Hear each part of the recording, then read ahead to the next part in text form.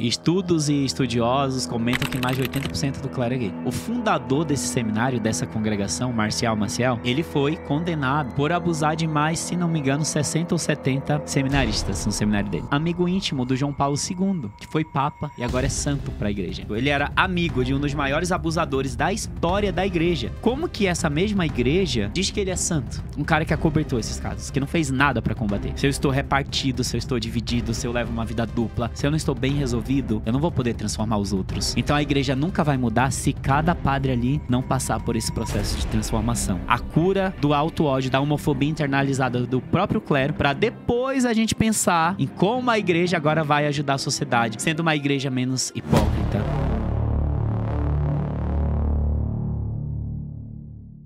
Salve família! Estamos começando mais um TikTokcast na moral e só vai com você hoje aqui. Como sempre eu venho falando pra vocês, o papo sempre promete.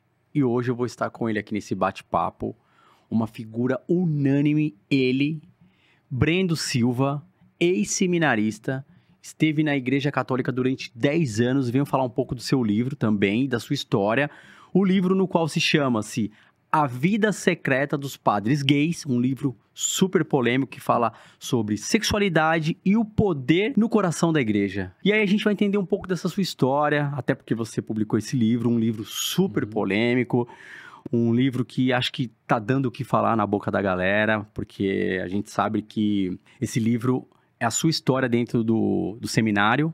Então, a gente quer entender um pouquinho. Mas antes da gente iniciar esse bate-papo aqui, eu queria saber de você como é que foi iniciar essa trajetória dentro do seminário. Primeiramente, muito obrigado pelo convite, né? Pela oportunidade. Obrigado a todos que nos assistem, nos escutam. Iniciar essa jornada no seminário foi fruto de um desejo que eu vinha construindo desde a infância, desde muito cedo, né? Lá no interior do Pará, de onde eu venho.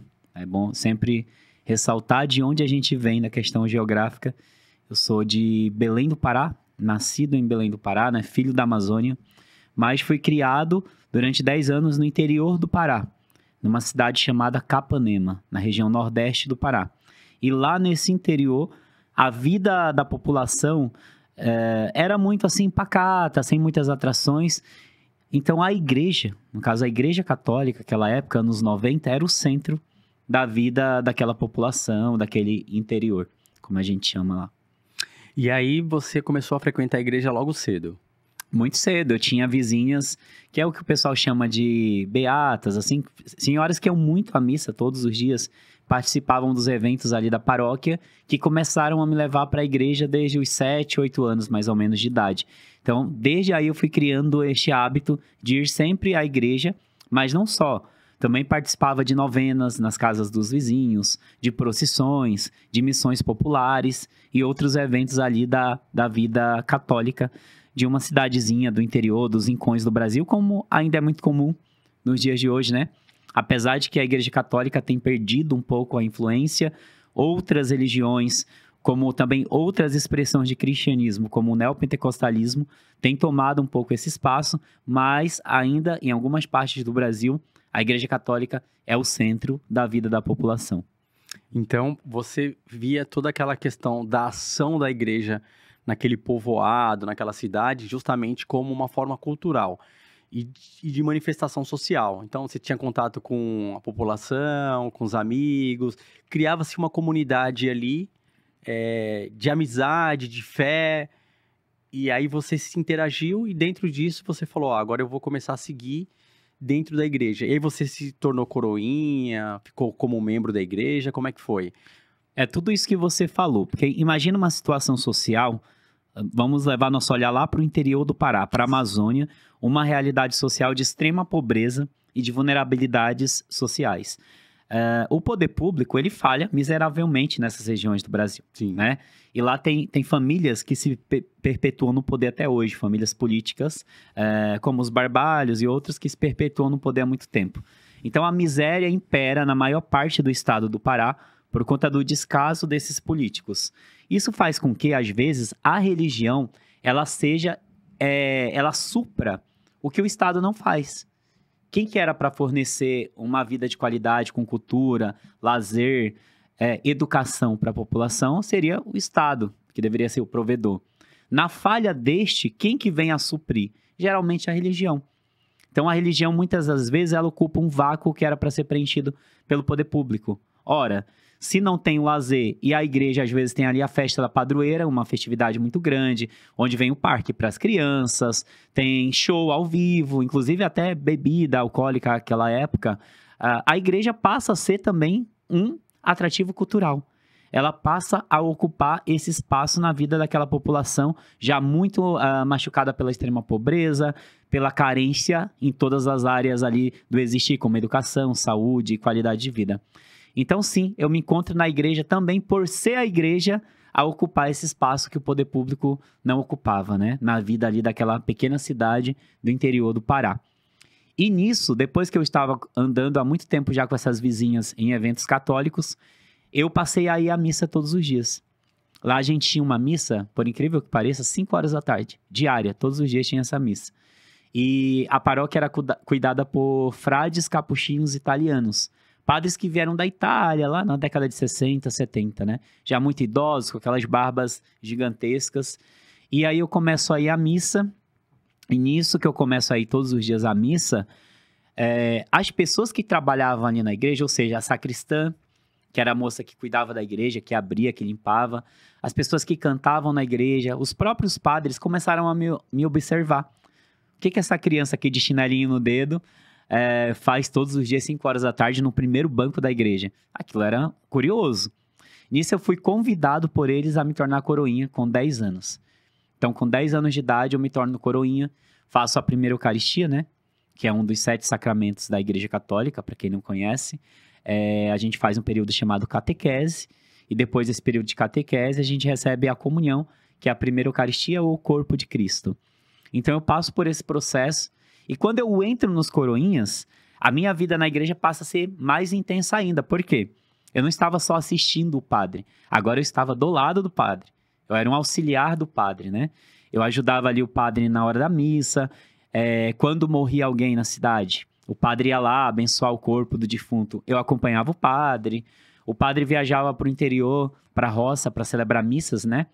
Aqui no sudeste do Brasil, a gente chama zona rural ou roça. Sim. No Pará, a gente chama, é até legal falar isso porque é uma questão cultural, no Pará, nessa região onde eu morava, a zona rural a gente chama de colônia. Olha que curioso. É diferente. Muito Colônia. diferente o modo como se conceitua as coisas lá na Amazônia. Então, a gente chamava de região de colônia. A região de colônia nada mais é que a zona rural. Então, eu ia com esses frades para desobriga. Desobriga é uma palavra do vocabulário católico, que significa quando a gente vai para os interiores levar a palavra de Deus em missão. Então, eu ia para esses interiores, zona rural, colônia, com os frades, né? Para participar de missas, ajudá-los. Às vezes tinha batizado, casamento, tudo no mesmo dia, assim, no povoado. E aquilo começou a chamar muito minha atenção. Imagina, você, de repente, é um meninozinho de 10 anos pobre que não tem nenhum sapato para ir à igreja. Logo, você tá do lado do padre. Você vai ganhando um prestígio, um respeito. Você finalmente vê que você pode ser alguém na vida. Porque eu não tinha expectativa de vida nenhuma antes de conhecer ali a igreja e saber que, de alguma forma, eu poderia ser uma pessoa com algum valor para alguma entidade social. E aqui falando da igreja, né? Além disso, tinha o meu contexto familiar. Eu sou adotado, com 3 dias de nascido, os meus pais biológicos me abandonaram. Então, com apenas 3 dias, eu fui adotado por uma outra família, um casal de idosos, e fui registrado no nome deles. Então, nem registrado no nome dos meus pais biológicos eu sou. E quando eu completo 4 anos de idade, o meu pai adotivo falece também. Então, eu fico órfão mais uma vez. Passei a ser criado tão somente pela minha mãe adotiva, que inclusive é viva até hoje, tem quase 80 anos de idade. Está lá no Pará. Que a minha única referência de família é ela, porque foi quem me criou até os 14, quando eu vou para o seminário. Então, dada essa realidade social, familiar, a igreja ela passa a ser também um alento. Ela cumpre esse papel social e talvez espiritual, amoroso, de cuidar, né? O acolhedor ali, né, que você estava precisando. Sobre essa questão que você mencionou, a igreja te dá voz. Você é uma criança que tem 10 anos e não deu espaço, não tem né? voz, não tem nada. E ela te deu voz. para a sociedade, porque você já Sim. estava cumprindo um papel ali dentro de ajudar as pessoas, de participar.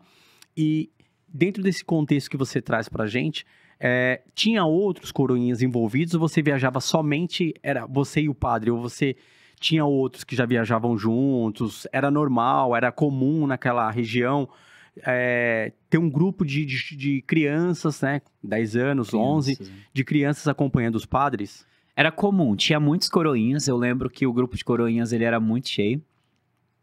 E assim, basicamente eram crianças e adolescentes, por quê? Àquela época e naquela paróquia onde eu morava, só podia ser coroinha a partir da primeira Eucaristia. Hoje eu sei que existem outras paróquias que pode ser coroinha até antes, né, da primeira Eucaristia. Mas lá só podia ser a partir da primeira Eucaristia, ou seja, garotos a partir de 10 anos e tinha bastante adolescente também. Então tinha um grupinho que acompanhava os padres nessa desobriga. Por que que eu era um dos escolhidos, às vezes, para ir? Porque eu era, na minha paróquia, um dos coroinhas mais atuantes. De um grupo ali de 50, eu estava entre o grupinho dos 5 que mais participavam. Inclusive, quase todos os dias eu estava do lado do padre, eu fazia questão. No domingo, para você ter ideia, na matriz do interior, lá onde eu morava, em Capanema, eram 5 missas. Tinha a missa das 6, a missa das 8, a missa das 9h30 da manhã, chamada de Missa das Crianças, a missa das 5 da tarde e a missa das 7h30 da noite, chamada Missa dos Jovens. Eu ia em todas as 5. E às vezes eu servia o padre nas 5. Eu era tão viciado naquilo que eu não queria mais sair do altar. Então virou como que um ofício mesmo. E era algo que eu fazia com o maior prazer. Pra você ter ideia, eu brigava com a minha mãe porque ela achava que eu tava exagerando muito. Mas calma, você passa o domingo inteiro enfurnado na igreja. Não basta ir em 1, 2, você tá indo em 5. Pra quê? Mas eu fazia questão, não era forçado, não era obrigado. Os meus irmãos, né, que eu tenho irmãos da parte da minha família adotiva, tenho 5 irmãos. Eles até zoavam, falando, beato demais, não sei o quê. Só vive na igreja, é barata de igreja. Me colocavam vários apelidos pra me zoar. Porque eu vivia enfurnado dentro da igreja, de segunda a segunda.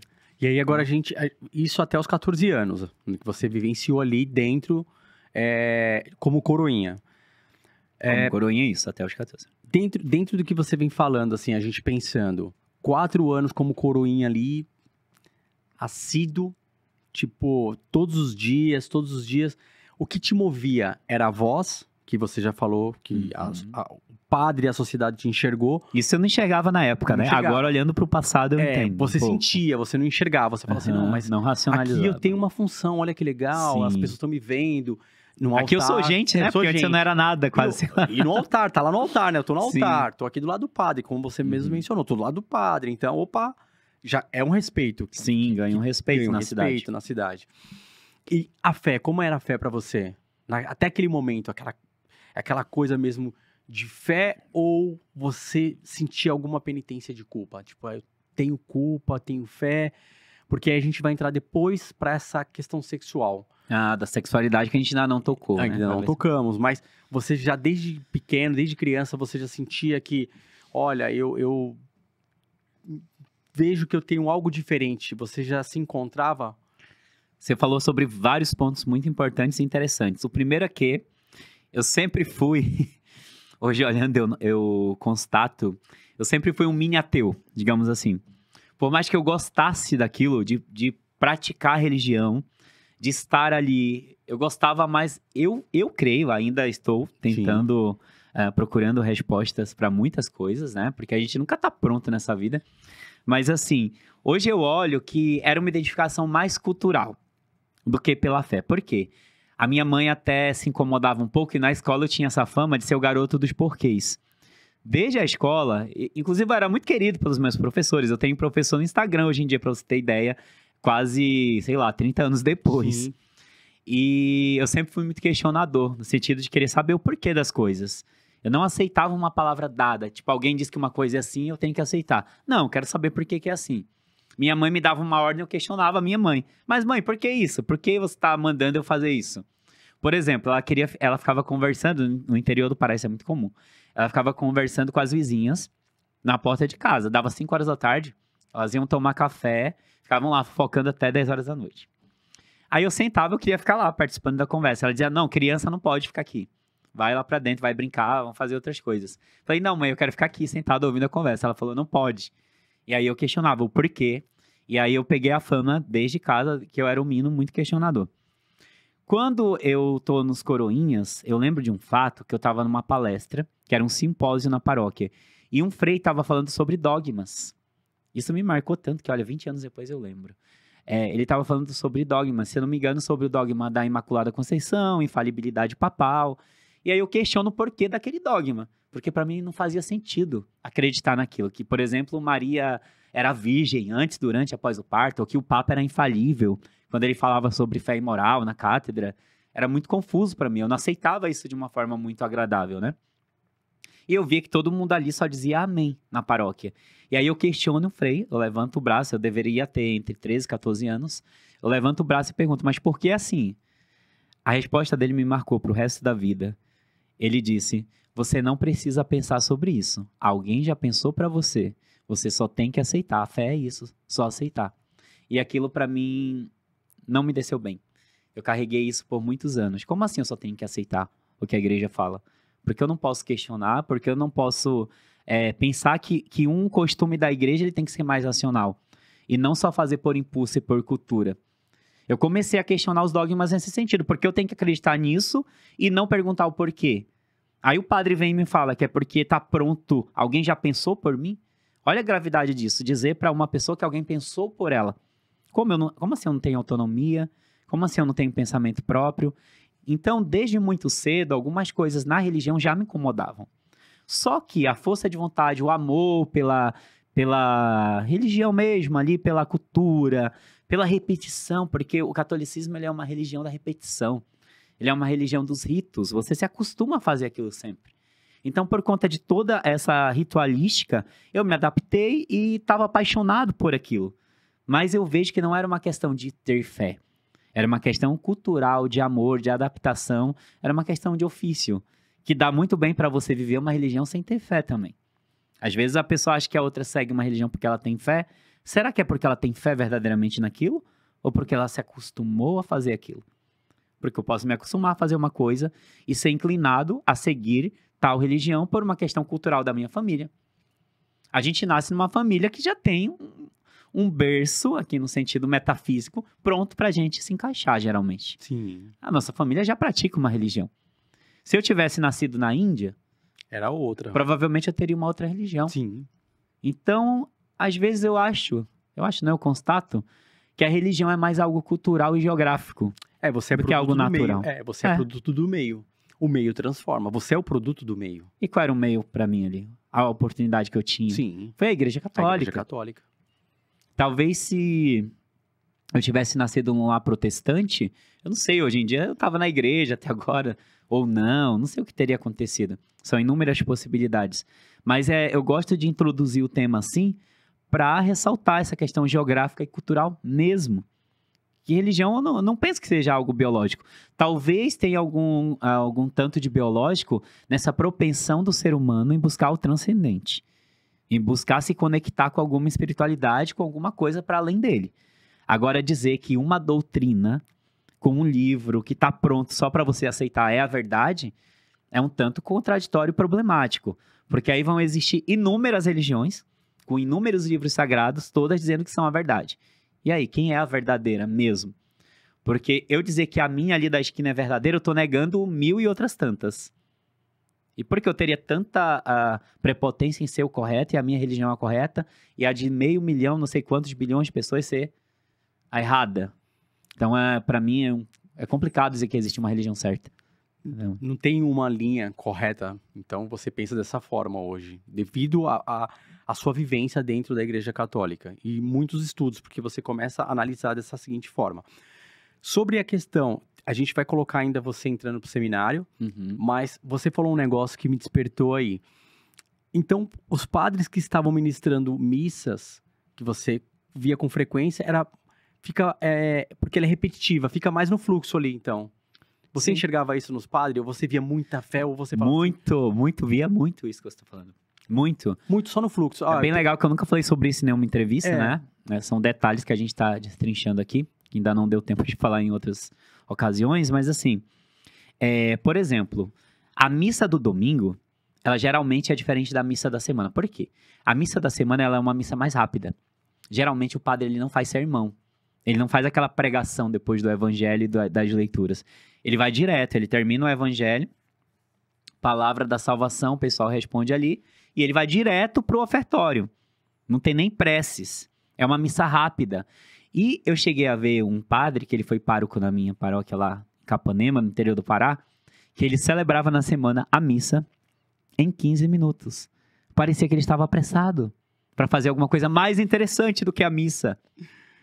Parecia que a missa, algo para o qual ele dedicou 10 anos da vida dele estudando para ser padre, ser ordenado presbítero e depois exercer, parecia que ele estava cansado do ofício. Então ele celebrava a missa semanal em 15 minutos. Então era algo repetitivo e era notável. As pessoas comentavam. Falei, nossa, como o Frei Fulano celebra tão rápido? Parece que ele está apressado. Não tinha cantos. Não tinha canto na missa dele na semana. Ele só entrava no altar porque a missa semanal ela pode ser sem cânticos. Então ele subia, fazia o sinal da cruz, rezava o ato de contrição, depois ia direto para as leituras, salmo, evangelho, ofertório, oração eucarística, comunhão, bênção final e tchau. Era essa a sequência. Acabava a missa. Já tudo já... Era muito automático. Automático. Ele ficava assim, ó. Ficava assim, rezando a oração eucarística com os braços assim, já nervoso, balançando aqui. Parecia que estava ansioso para acabar. Ele gostava de novela, né? Eu tinha a ideia de que ele estava apressado para ir assistir a novela da Globo. Na época. Aí você tá vendo ali que fé mesmo, o padre não tava colocando nenhuma Era durante automático. a missa. Era automático. Era automático, se tornou uma coisa automática. Imagina, às vezes o padre, ele tá com 20 anos já ali na igreja. 20 anos de padre, 30 anos de padre. Eu cheguei a morar com padres que estavam há 50 anos no sacerdócio. É muito tempo. Você chegou em alguma igreja cristã evangélica, só para fazer uma comparação? Fala assim, não, eu já frequentei tanta igreja católica, deixa eu dar uma olhada aqui na pregação do pastor. Já, inclusive após sair do seminário, eu fui visitar uma grande igreja neopentecostal em Belém, na minha capital, numa época de férias. Sentei no último banco e fiquei observando o culto, mas fiquei assustadíssimo. Ficou assustado? O pastor começou, eu lembro, isso foi numa igreja universal do Reino de Deus. O pastor começou falando na hora de pedidos, um valor exorbitante, ele foi descendo até chegar em R$2. E aí era mais ou menos assim um discurso, quem tem tal valor vem aqui ofertar a Deus. E aí, ao passo que muitas pessoas não se levantavam, ele ia baixando até chegar nos R$2, para tirar tudo das pessoas. E aí se confirmou muito o que se fala, né, dessa teologia da prosperidade, que também é bem problemática. Então você sentiu um impacto muito forte ali também. Não me apeteceu o neoprotestantismo, esse protestantismo neopentecostal. Recentemente eu fui algumas vezes na igreja anglicana, participei de palestra lá, fui lá conversar com o reverendo, eu achei um pouquinho mais interessante, parecia com uma igreja católica, sabe? Toda a dinâmica ali daquela igreja evangélica. Porque a igreja católica, fazendo uma crítica meio construtiva, não sei se os padres conversaram com você isso na época, essa questão repetitiva fica meio que mal interpretada para a sociedade. Eu acho que você fazendo a leitura da passagem de Cristo e interpretando o que Cristo fala ali para a sociedade no tempo atual de hoje, que alguns pastores fazem, a grande maioria, fica mais viável. Então você traz as parábolas, que Jesus fala muito em parábolas, e faz essa junção de tudo que está escrito ali, até pelos apóstolos, para as pessoas pegarem como exemplo. E a Igreja Católica, ela não dá essa interpretação. Ela só fala, só lê o que está escrito ali e tchau e benção. Eu acho que a sociedade fica meio perdida. Você acha que devido a isso também começa a perder um público mais fiel? Bom, é que a Igreja Católica ela é muito apegada ao rito, né? Ao costume. E apegado também a esses ritos, eles implicam fórmulas. Se o padre ele não reza exatamente a fórmula que está ali naquele livro sobre o altar, que chama missal, o rito...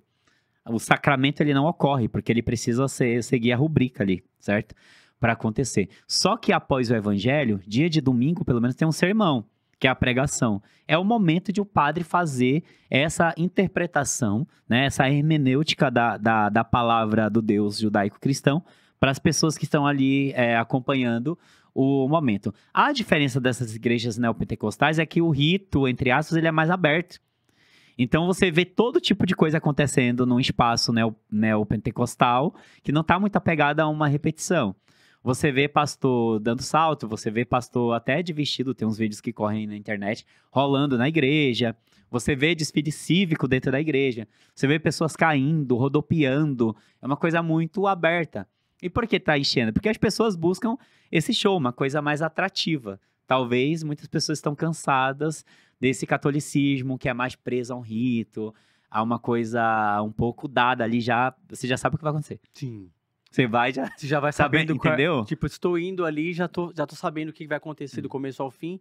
Vou dar umas pescadas, uma cochiladinha, mas recebi a palavra aqui e vou embora. Mas, por outro lado, eu também vejo que isso fortaleceu o catolicismo Bom. e fez dele uma igreja tão firme por mais de 2000 anos. Sim. Porque isso dá também um certo poder, um status de... Essa repetição, ela dá também um status de seriedade. Há uma religião que está apegada a uma norma, a uma coisa que já é feita, que Deus quis assim. Porque o que a igreja fala? A missa é desse jeito, porque o fundador da igreja, que é Jesus, instituiu a missa e ele quis que fosse desse jeito, é ele que está mandando. E quem conduz a igreja? É o Espírito Santo. Se o Espírito Santo está mandando fazer assim, quem somos nós para falar algo? Então a igreja tem uma retórica muito boa para defender o seu poder. Eu acho que nesse caso, o rito também, ele faz com que tenha essa permanência, essa admiração. Inclusive, eu até hoje sou um grande admirador da estética católica. Eu adoro ir a uma igreja neogótica ou barroca, e até hoje, né, entro, tiro fotos, fico apreciando a arte católica. O canto gregoriano, muito me encanta, tipo... Então tem muitas coisas boas também, Sim, falando de cultura e arte, com certeza. dentro das religiões e aqui falando do catolicismo. Dentro da cultura, acho que é a mais rica. Ou a mais não, é a mais rica. Se a gente for analisar num todo, é a igreja católica. Sim, eu vejo sempre um meme na internet, né? Deixando aqui, levando um pouco pro humor. Tem assim a comparação, estética católica versus estética evangélica neopentecostal. Na estética católica, eles colocam uma foto de uma igreja gótica, super alta, cheio de imagens de pinturas, super bem elaboradas. Na estética protestante, uma garagem com uma fila de cadeiras de plástico. É para ironizar, dizendo que qualquer pessoa que abra uma garagenzinha e diga que aqui é uma igreja, aquilo já é uma igreja. E aí ele vai ter isenção de impostos, ele vai ser respeitado, vai ter um monte de coisa ali, vai receber dízimo. E a igreja católica não, é uma coisa um pouco mais trabalhosa para... Sim, para chegar. É que tem toda uma Tem história várias, de Roma e tudo mais. Influência política, poder, tem outras questões. muitas coisas. É que, assim, dentro do que a gente tá falando, foi legal que você trazer toda essa história, mas é que nem a gente começa a entrar no assunto. Concordo com o que você tá falando, qualquer um pode abrir a igreja, mas a gente falando de fé, no geral, a fé tá na Bíblia também, tipo, a igreja é onde tá uma ou duas, três pessoas levando a palavra, Sim, não né? precisa nem estar dentro de uma igreja, né? Não tô discutindo aqui, tá? Sim. Só tô falando, assim, um exemplo, mas a igreja católica é incomparável a melhor na questão de estrutura. A gente sabe que Roma foi o império de levantar o cristianismo. E olha que isso tem a ver com o tema do meu livro depois, viu? Tem, então, Tá muito ligado à sexualidade, do porquê a igreja apesar de ter diminuído muito o número de fiéis, o porquê a igreja católica tem todo esse poder também. Tá muito ligado à sexualidade. Eu tenho quase já certeza no que você vai falar. Principalmente nessa parte de arte, estética. É a arte estética que eu quero entender. Eu Tá ia levar muito mais pela ligado questão ao do tema do padre, o livro. padre não casar, o padre não ter filho. Também tá relacionado tudo à sexualidade. Não pode Não ter casar, não ter filhos, filho. porque aí tem herança, tem tudo, mas a gente vai entrar nesse Sim. contexto ainda. Eu quero saber que você ficou até os 14 anos como coroinha, Coroinha. e aí você decide entrar pro seminário. Se eu te falar, logo com... Eu sempre já quis ser padre antes de ser coroinha. Quando eu tava naquela dinâmica de ir com as vizinhas pros eventos católicos antes da primeira Eucaristia, antes dos 10, eu já queria ser padre. Então, até na escola, quando as professoras pediam um trabalho que envolvia desenho, desenha alguma coisa que você tá com vontade, aula de artes. Eu desenhava uma igreja, um altar, um monte de padre em cima, e dizia, olha, esse aqui sou eu quando crescer, vou ser padre. Então já era um sonho, até mesmo antes de ir pros coroinhos. Nos coroinhas, eu só amadureci esse sonho. E com 12 anos, eu passei o que chama a ser vocacionado. O que é vocacionado dentro do catolicismo romano? É um adolescente, uma criança, que ele vai ao seminário visitar, fazer retiros, encontros vocacionais, passar as férias escolares. E nesse período, ele faz um experimento para ver se ele quer mesmo depois seguir rumo ao sacerdócio católico. E aí eu começo a fazer esse caminho com 12 anos. No final dos meus 14, então na 8ª série, em novembro, de 2006, eu sou admitido oficialmente ao seminário através de uma carta que chega na minha casa, dizendo que eu já estava apto e já poderia ir para o seminário de vez. Pergunta. 14 anos, naquela época, hoje pode? Com 14 anos? Raríssimo. Alguns locais ainda pode, mas é muito difícil. Por exemplo, numa congregação chamada Legionários de Cristo, que tem um seminário no sul do Brasil, recentemente eles fizeram uma postagem no site, no Instagram, de novos seminaristas. Quando você olha para os garotos, tudo com 12, 13 anos. 12, 13, 14 anos. Criança e adolescente. Mas isso não gera um problema para a Igreja Católica? Enorme. Por que eu tô falando problema? Porque a gente começa a analisar sobre questões que foram levantadas pelas mídias. E eu falo mídias no geral, tá? Então, a mídia aberta, a mídia internacional, sobre o ato de abuso contra crianças dentro da igreja. Se eu te falar que esse seminário que está recebendo neste ano de 2025, tá? Para quem assistiu em outras épocas, neste ano de 2025, este seminário da Congregação Legionários de Cristo, no sul do país, que está recebendo esses adolescentes, é a congregação que, há pouco mais de 20 anos, estourou um dos maiores escândalos de pedo na igreja. Sim. O fundador desse seminário, dessa congregação, Marcial Maciel, ele foi condenado até, não chegou a cumprir nada porque ele já morreu muito idoso e isso foi no final da vida dele, por abusar de mais, se não me engano, 60 ou 70 seminaristas no seminário dele. E abusou também de mulheres que frequentavam a igreja. As mulheres engravidavam, ele pegava e abusava dos próprios filhos. Então esse padre abusou das mulheres, dos filhos, dos seminários, de todo mundo. E ele era amigo íntimo do João Paulo II, que foi papa e agora é santo para a igreja. Agora a igreja tem estátua do João Paulo II, onde todo mundo se ajoelha, e ele era amigo pessoal desse cara. E foi canonizado, é santo para a igreja. Então, a gente não sabe até que ponto a igreja católica leva a sério essa questão, porque me parece que não leva. Porque se ela canonizar é dizer que alguém é santo. Sim. Se ela fala que o cara é santo, ele era amigo de um dos maiores abusadores da história da igreja. Isso foi confirmado, constatado. Os documentos estão na internet agora disponíveis para qualquer pessoa consultar. A própria congregação já admitiu mesmo que acontecia. É um caso confirmado. Confirmado por Roma, inclusive. Todo mundo sabe.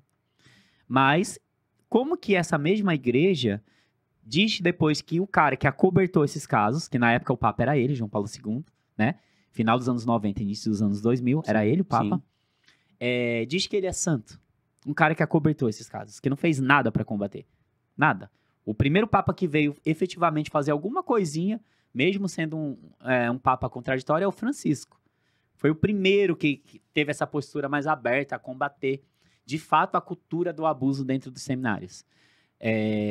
Mas, como eu te falava anteriormente, como essa igreja diz que alguém é santo, se esse mesmo alguém acobertou um dos maiores abusadores da história da igreja? Para mim não faz nenhum sentido. Para ser santo não poderia ser conivente. Não, ele teria que no mínimo ter denunciado ou ter punido esse padre, o que nunca aconteceu. Nenhum padre é expulso devido a essas questões? Você já viu? Eu já vi, geralmente quando vai pra mídia, viu? Quando o caso não estoura pra mídia, algumas vezes podem ser expulsos, afastados, mas muitos vão para um ano sabático ou vão para uma casa de retiro, ficam um tempo lá, alguns anos depois voltam à ativa. Eu soube recentemente, inclusive, aqui no Mosteiro de São Bento, há mais ou menos 3 ou 4 anos houve um escândalo de abusos. Saiu em várias mídias importantes aí, no Fantástico, no The Intercept Brasil, a denúncia dos abusos. Soube recentemente que um dos acusados voltou agora ativa na surdina. Então a igreja colocou ele afastado um tempinho, agora ele volta fingindo como se nada tivesse acontecido. Isso é muito usual, transfere um tempo, ou deixa a pessoa afastada, depois ela volta a exercer normalmente. Isso no mundo, porque depois a gente vai falar da sua passagem pela Europa. Então, a gente está falando aqui nível Brasil, mas esses casos rodam o mundo. Sim, com certeza. Os primeiros casos que bombaram na mídia, né, foi nos Estados Unidos, mas logo depois teve o grande escândalo na Irlanda, teve na Polônia, na Argentina, no Chile, em tudo quanto é país. Não tem um lugar do mundo que a igreja esteja que não deu escândalo sexual. E olha que a gente está falando da parte dos abusos, fora a questão dos milhares de padres com vida dupla, que aí é uma outra questão que não é um crime, né? Sim. Propriamente dito, o cara é adulto, aí se ele tá se relacionando com uma pessoa também numa idade consensual ou adulta, tá tudo ok.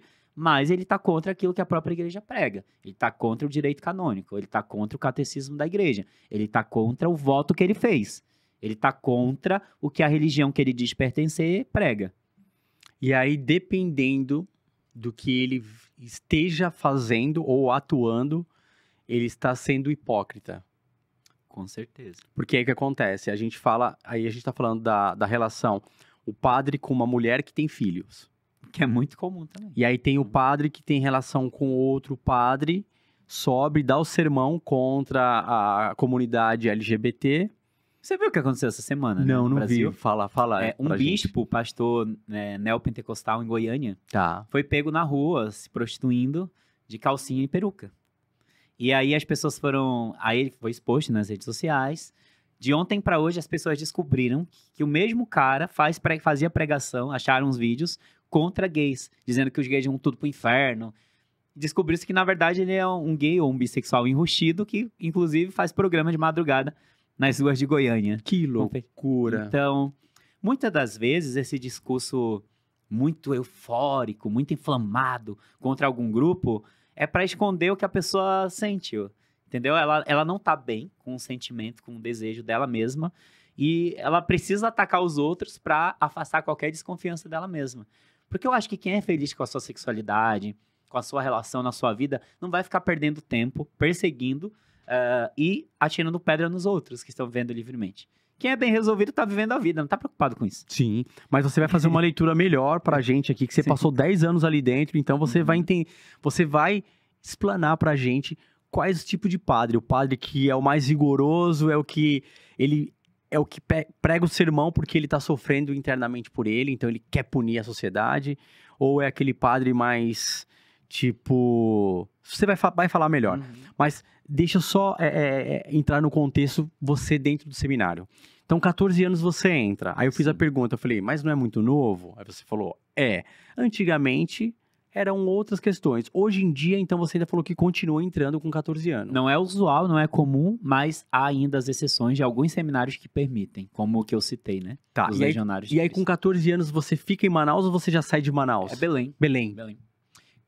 Com 14 anos, eu estava no interior, então eu vou para a região metropolitana, numa cidade chamada Ananindeua. Fica perto de Belém. É colada com Belém, Tá. mas não é Belém, é região metropolitana. E nessa cidade eu faço o que chama de seminário menor. Seminário menor é quando você está no ensino médio ainda, né? Eu era menor de idade, estava no ensino médio, estudando num colégio de freiras e morando no seminário já como seminarista. E nessa primeira experiência eu fico 3 anos. E aí a gente pode entrar no campo da sexualidade. Porque quando eu chego no seminário, a minha primeira turma tinha 12 seminaristas, eu constato, inclusive por conta da vivência e das relações, que a maioria ali era formada por garotos gays. O que eu já observava no grupo de coroinhas. A maioria dos coroinhas eram gays afeminados. Todo mundo percebia e sabia que eram gays. Isso às vezes era tema de deboche no meio do grupo ali, de piadinhas. Alguns coroinhas se relacionavam entre si. Eu também me relacionava com alguns. Super banal. Quando eu entro pro seminário, eu vejo aquele padrão se repetir mais uma vez. Até porque, geralmente, quem vai pro seminário sai do grupo de coroinhas. Com raríssimas exceções, um padre não foi coroinha antes.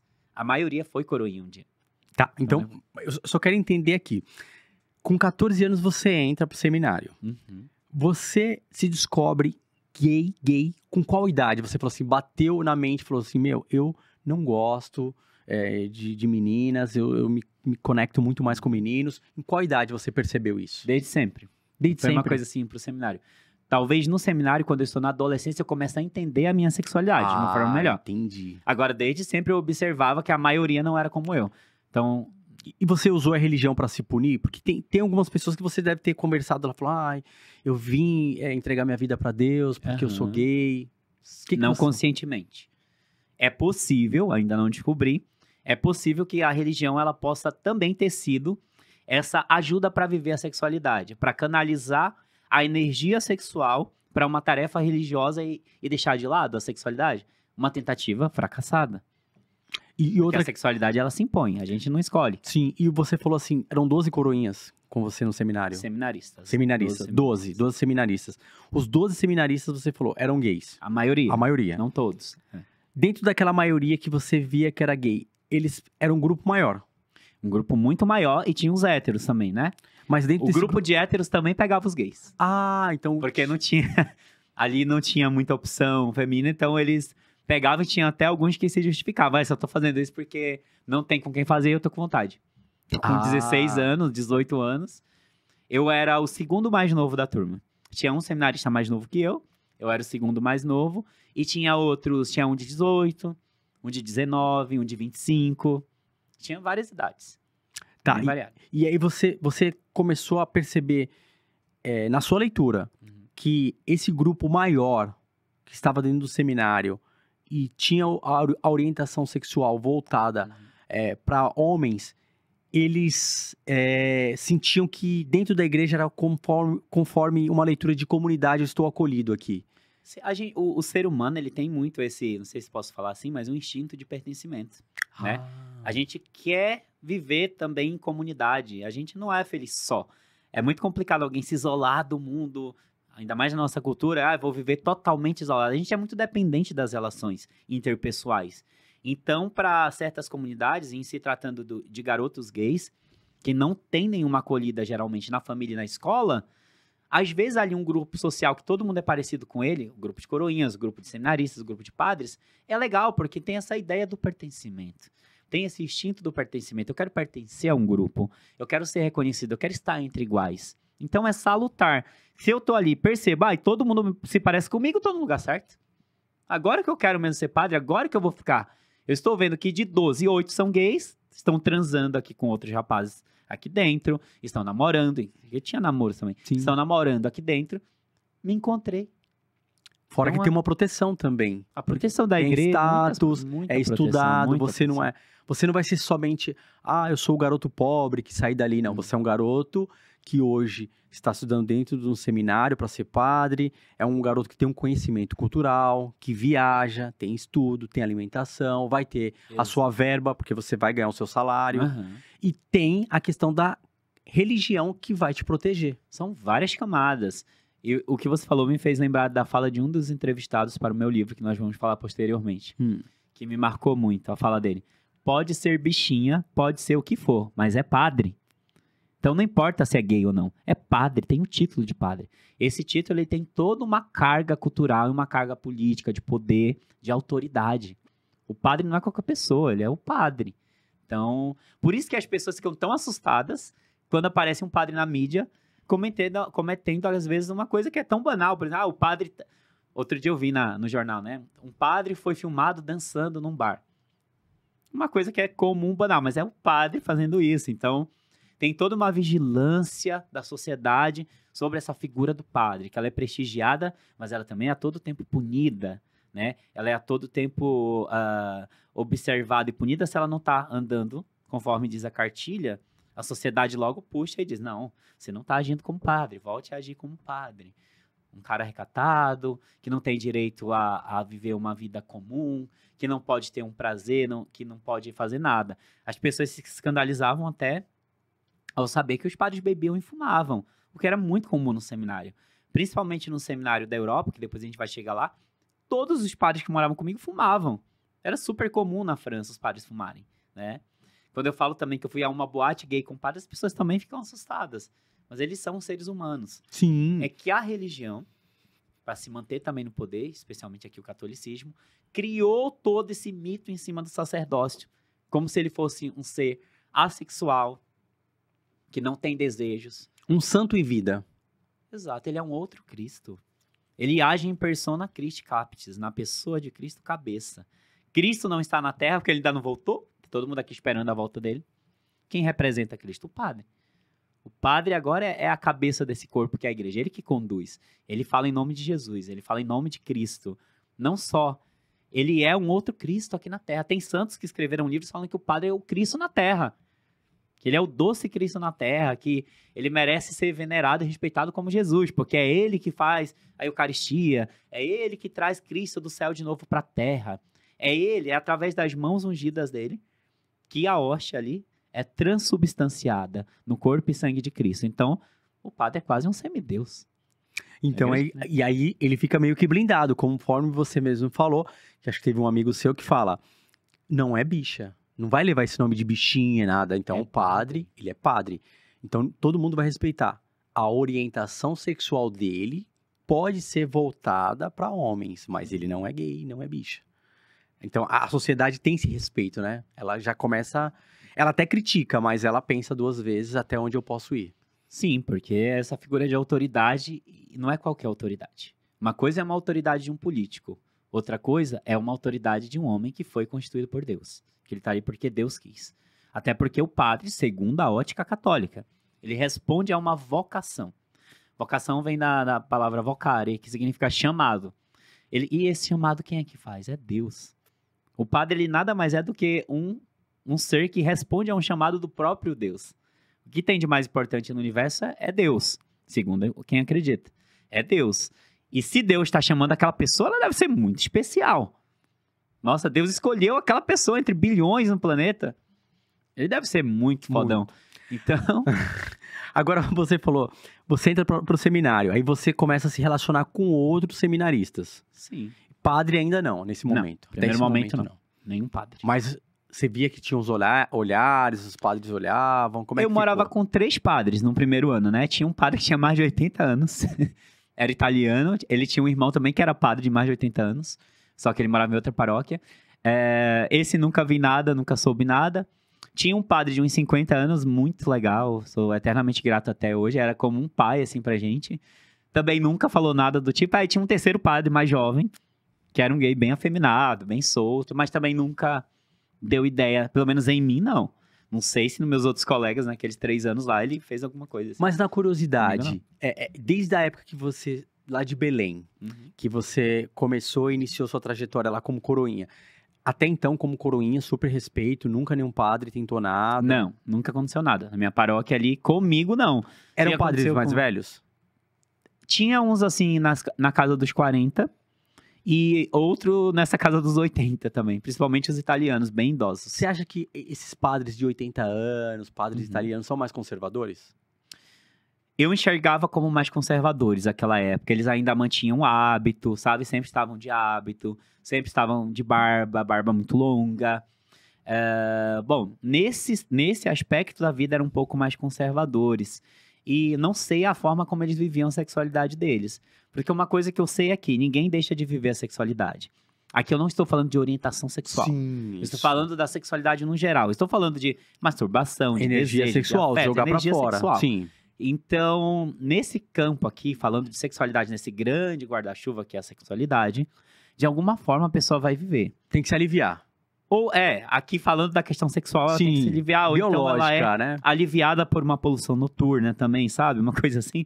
Não tem como, a natureza ela vai vencer. A natureza vence porque se ele entrar, um exemplo, em abstinência total, ele vai ejacular dormindo. Sim, nos sonhos, tudo. Vai erotizar. Sim. Acontece. Ou ele vai canalizar a energia sexual no trabalho. Ele vai se matar de trabalhar pra não ter desejos. Eu ouvia isso de padres. Você via? Mas você já viu o padre se matando de trabalhar ali pra não... Eu ouvi amigos padres falando, até hoje ouço, que eles celebram várias missas, fazem várias coisas, também como uma forma de não ter o momento de pensar na sexualidade. E você Os já viu o afetos. padre falando assim, puta, bati uma punhetinha e me arrependi? Já aconteceu? Já vi colegas seminaristas conversando sobre isso de E uma aí tá forma com o chicote banal. nas costas. Não. Pagou várias penitências. Eu fiz algo parecido no seminário. Eu não mereço isso, tive relação sexual hoje. Quando Aí, eu tava tendo muitas relações sexuais, isso aí já era no 4º ano de seminário, eu tava no noviciado em Brasília, no Distrito Federal, eu chegava a tirar o colchão da cama, dormir em cima do estrado ali, como penitência, pra Deus me curar da homossexualidade. Você percebe que não funcionou, né? Então, não foi só isso. Eu achei Mas- bem legal, Brendo. Mas o que acontece? Lá dentro, vocês conversando um com o outro, os caras falavam também a mesma coisa? Tipo, eu tenho que parar, eu não consigo me conter. Só com quem a gente tinha mais, pelo menos na minha experiência, só com quem eu tinha mais intimidade. Com quem eu não tinha muita intimidade, o assunto, o tema sexualidade, ele era tabu. Ele era um tema que todo mundo vivia em conflito, mas não podia falar abertamente. Só se aflorava na madrugada. Às vezes não, durante o dia mesmo. Só que na madrugada, lógico, as coisas eram mais intensas. No Distrito Federal, a gente tinha quartos individuais. Se eu não me engano, nós éramos 19. Era um grupo um pouco maior. E cada um tinha o seu quarto com o seu banheiro. E aí o coleguinha, de noite, quando as luzes se apagavam, batia na porta Entrava e e... tinha as visitas. Eu me relacionei mais de 3 meses com um, nesse esquema aí. Mas aí a gente começou a se gostar. Foi muito para além do sexo, né? Ele tinha, acho que 19 anos, eu tinha 18. Uma idade bem próxima. E a gente se apaixonou mesmo, começou a ter um romance. E foi a primeira vez que eu entrei numa crise, assim, muito grande. E os padres perceberam? Alguém percebe? Ninguém nunca ligou. Se percebeu, ignorou, porque nunca chamaram a nossa atenção. Por andar muito próximo, nem nada. Até porque tinha padres lá dentro que já eram namorados também. Então, um desses padres que moravam com a gente em Brasília, ele tinha um cargo político super importante na Igreja Católica no Brasil. Sim. Depois que eu saí desse seminário, que eu fui morar no interior de São Paulo, em um outro seminário, ele chegou a praticar sexo virtual comigo. Pelo antigo era MSN, que era uma rede social que existia. Abri ali e O já máximo que eu fiz com ele, com esse padre que morava comigo, foi sexo virtual. No entanto, quando eu vou para Brasília, já nessa segunda etapa da formação seminarística, porque cada etapa do estudo para ser padre, ele tem um nome, ele tem um direcionamento, e geralmente ele ocorre em estados ou cidades diferentes, a depender da congregação que você faz parte. Então, nessa congregação que eu fazia parte, que se chamava Orionita, é uma congregação do norte da Itália, que veio para o Brasil já tem, sei lá, uns 60 anos ou mais. Essa congregação tinha o aspirantado e postulantado em Ananindeua, onde eu morei primeiramente. Tinha em outras cidades também, mas no meu caso, no Pará, era em Ananindeua. E o noviciado era em Brasília, no Lago Sul, que é um bairro super rico. Tem uma coisa do Juscelino Kubitschek ter doado o terreno para a congregação, quando ele estava construindo Brasília, e acabou se tornando um bairro depois muito rico. É um dos mais caros do Brasil hoje em dia. Então, a igreja tem muita terra nesse bairro hoje em dia, né? Tem muito poder também, financeiro e político. E lá nesse seminário, a gente se encontra com muito mais gente. Pessoas vindas de outras cidades, de outros estados. Então, tinha seminarista de Minas, do Espírito Santo. E o que eu constato nessa segunda vez? A maioria dos garotos eram gays. Tudo seminaristas, todos. Todos seminaristas. Eu começo a me perguntar, alguma coisa tem.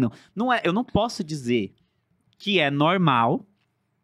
Uma coisa é eu vir com esse discurso normalizador, dizer, é normal gay querer ser padre. Eu estava constatando que era comum. Existe uma linha aí muito tênue, mas também um abismo entre dizer que uma coisa é normal e que uma coisa é comum. Era comum, eu comecei a constatar que era comum garotos gays quererem ser padres. Isso é um fato dado, tem pesquisas, tem centenas de livros sobre o tema. No Brasil, o meu meio que foi o primeiro a falar sobre mesmo. Mas fora do Brasil tem muitos livros que eu já tive acesso, inclusive adquiri. Mas eu não queria normalizar.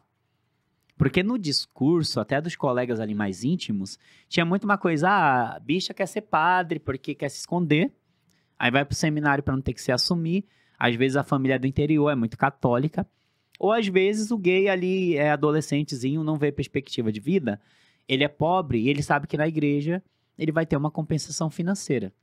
Então, ele vem pro seminário por causa do dinheiro. É todas aquelas camadas que nós comentamos, mas Brasília, você está com 18 anos. Aí você se apaixona. Esse seu ex-namorado que você rola essa sua primeira paixão, ele continua? Ele continuou. Depois que eu saí, ele continuou. Ele foi para uma outra ordem muito poderosa e depois ele saiu. Hoje ele é uma pessoa bem resolvida, muito legal. Inclusive, a gente mantém contato esporádico até hoje. Mas ele não casou nem nada. Se não me engano, ele tem um namorado só. Mas ele também decidiu não seguir. Não, e se assumiu. Fico feliz, porque se assumiu e falou pra mim que vive sem aquele peso da religião. E vocês mantendo contato, ele tá bem com essa questão? Tá bem. Ele falou, tá que nem você, Brendo. Tipo, sim, deu todo o apoio. Eu saí, tô de boa. Sim, quando eu comecei a postar sobre o livro, ele foi um dos que me mandou mensagem. Você saiu e uma leva foi saindo junto também? Você sentiu isso? Olha, da minha época, por onde eu passei, eu vou te contar quantos são padres hoje em dia. Se eu não me engano, só uns 3, 4. De 12, que você fala? Não, aí juntando depois... Mais gente ainda? O grupo 19, o grupo de... É uns 4, 5 só. A maioria esmagadora desistiu. Vamos falar um número aí, 30 pessoas. Ficaram 4. Não, mais que 30, porque eu passei em outros seminários de outras 50. congregações. Sim, para mais. Por isso que você falou que vem perdendo o número de padres da Igreja Católica, cada vez mais vem diminuindo? É uma conta um pouco fácil, vamos analisar. Lógico que não é só por um motivo, né? Sim, sim, são N motivos, né? Inúmeros. Tudo que envolve religião, cultura, são fenômenos multifatoriais, multicomplexos, né? Mas assim, você tem um grande crescimento do neopentecostalismo, por um pouco que a gente discutiu por alto aqui. Mas, se você trata de um grupo que é formado majoritariamente por gays, e que muitos desses gays estão indo para o seminário por conta de prestígio, por conta de formação acadêmica, por conta de dinheiro, para esconder a homossexualidade também, por uma identificação estética, os motivos são variados. Um gay ele não vai para o seminário só para se esconder por ser gay. Isso é uma falácia, por quê? Isso é uma resposta fácil, dada pelo senso comum, mas não se constata. As pessoas que eu entrevistei na minha entrevista, a maioria não foi por isso. Foi por uma questão, às vezes, de... eu queria estudar, eu era gay, eu acho que a igreja era o lugar perfeito, porque eu gosto da estética católica. Eu gosto da arte católica, eu gosto da batina, eu gosto daquele monte de pano, eu acho aquilo o máximo. Eu queria ser uma drag queen, mas como minha família não ia me aceitar, então eu vou ser padre e vou me montar com aquele monte de pano. Aquele monte de renda, um monte de faixa, é um jeito de eu me montar como uma drag que eu não posso ser. Existe esse tipo de escolha pelo pensamento ali por Sim, eles. Não é tão somente por uma fuga. O elemento fuga, ele até pode estar ali, mas nem sempre ele é o mais forte. São motivos, é multifatorial, certo?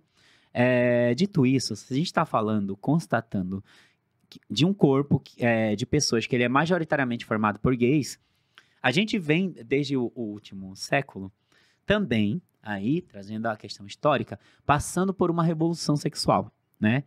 Uma revolução sexual em curso, que ainda não terminou, nem sei quando vai terminar e se vai terminar, mas essa revolução sexual, ela está transformando a sociedade em alguns aspectos. E um deles é numa pequena aceitação da orientação sexual divergente. Então, dissidente, né? Então, você tem aí uma sociedade um pouquinho mais aberta para os gays. Ora, se eu posso ser um gay assumido, ter meu trabalho, e aqui no Brasil, né? Isso não é geral para o mundo inteiro. Sim. Eu posso até casar. Não por uma lei existente, mas por uma decisão do Conselho Nacional de Justiça. Eu posso casar, eu posso ser assumido, eu posso fazer várias coisas que antes eu não fazia. Uma vida digna. Eu tenho dignidade, eu sou pertencente, eu sou respeitado como um ser humano qualquer, porque eu sou humano. Eu estou ali. Ser humano, não porque eu tenho um título. Isso. Então, se eu tenho um pouco mais dessa abertura... Aí você já... A igreja vai sofrer com uma queda de vocações. Perde a força. Porque eu, por exemplo, que dependia, entre aspas, da igreja para ser alguém lá na infância, agora com a liberdade sexual, eu não preciso mais disso. Eu posso estar aqui, eu estou aqui agora falando que sou um gay assumido, tenho meu namorado, sou tranquilo, não tenho um relacionamento tradicional e sou feliz assim, e falo abertamente sobre. Talvez há 30 anos eu não pudesse falar isso, no início da década de 90, certo? Só que eu posso. Não é a igreja mais que vai me dar essa proteção. Então, muitos começaram a sair do seminário ao passo que os gays estão sendo mais aceitos. Tem vários casos na mídia. Eu vi recentemente de um padre argentino que ele estava há 40 anos na igreja. E ele era superior. Ele não era qualquer padre. Ele era o provincial de uma congregação super famosa e respeitada, que tem muitos colégios e faculdades, chamada Salesianos de Dom Bosco. O colégio São Salesiano, Conhece, né? Conhecemos. Aqui em São Paulo tem vários colégios, faculdades dos salesianos. Ele, mesmo tendo cargo de poder, largou a igreja e se assumiu e agora é casado. E aí ele foi dar entrevista na Argentina. Aí foi dar entrevistas e ele fala, agora o mundo tem maior aceitabilidade para os gays, eu não preciso mais me esconder no sacerdócio.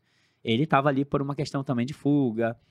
E aí ele pega e sai e joga na lata de que não precisa mais porque agora os gays podem viver livremente, pelo menos na realidade dele ali, no país onde ele vive.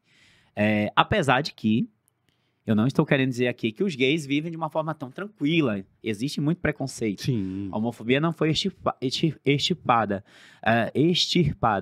Tem gay que ainda morre por ser gay. Existe muito preconceito, a gente só está no começo da luta. Mas, para te falar aqui, com uma tese minha aqui, com o aumento da liberdade sexual, diminui as vocações. Não faz sentido. Dificilmente um cara hétero, ele vai querer ir para dedicar a vida dele a uma igreja que ele não vai poder ter uma relação com uma mulher, por exemplo. Dificilmente. Ou ele vai ter uma vida dupla. A gente vai chegar na vida dupla, que eu acho Entendeu? interessante. Mas o que você está levantando aí, qual é a leitura que você vê da Igreja Católica? Você já deve ter conversado com vários padres, você tem amizade com padres. Sim, conversa. E eles falam o quê? Que o Vaticano vai mudar essa questão? Porque a gente vê, pastor de igreja, tá ali, tem a vida dele, é casado e tal. Tudo bem que a gente tá falando de um relacionamento hétero, ok? Então, mas já mudou alguma coisa. O padre, ele não poderia entrar para um relacionamento hétero para iniciar e aí depois a igreja reformular e depois ir para um afetivo, enfim, não sei. Não que a gente tá numa realidade que estudos e estudiosos comentam que mais de 80% do clero é gay. Então, tem um processo muito mais complicado que precisaria acontecer para chegar nesse item. A gente tem que partir de um pressuposto que ali a maioria é gay. Não todos, mas a maioria é gay, certo? Tá. Para todo esse movimento acontecer, primeiro essas pessoas têm que estar resolvidas consigo mesmas. Quando elas se aceitarem e estiverem empoderadas e tranquilamente vivendo, se aceitando enquanto pessoas gays ou bissexuais, aí elas vão poder dar um segundo passo. O que eu falo sempre é que a igreja precisa ser curada da homofobia. Por quê? Porque a maioria dos seus padres tem homofobia internalizada. Se ele tem homofobia internalizada, ele não vai lutar para que a igreja mude. Ele quer que a igreja fique assim. É satisfatório que exista o celibato. É bom que, por exemplo, a igreja proíba os padres de casar mesmo. Por quê? Ela diz, todos os padres agora vão ter que casar, ou quem quiser casar, pode casar. Deixa optativo, não obrigatório, Sim. certo? A maioria não vai casar. Num casamento heterossexual, não vai. Porque eles não são inclinados pro casamento hétero. Eles não estão com vontade de ter uma mulher. Porque eles são gays, a maioria deles. Então não faz sentido liberar o celibato. Por isso que a igreja, ela segura o celibato com unhas e dentes. No primeiro passo dessa transformação que você supõe, o celibato, ao olhar para o celibato, a gente pode ver como uma barreira mais fácil de ser quebrada. Que mudança vai fazer na vida de uma pessoa o padre ser casado ou não ser casado? Aparentemente é a mais fácil, mas ela não é tão fácil assim para o clero. Porque o clero se agarra com unhas e dentes ao celibato, porque o celibato ele é uma proteção. Ele é uma proteção para você não ter que se assumir. Uai, tô na igreja, tenho um prestígio, tenho estudo, tenho uma renda, tenho um celibato que me exime da obrigação de me assumir.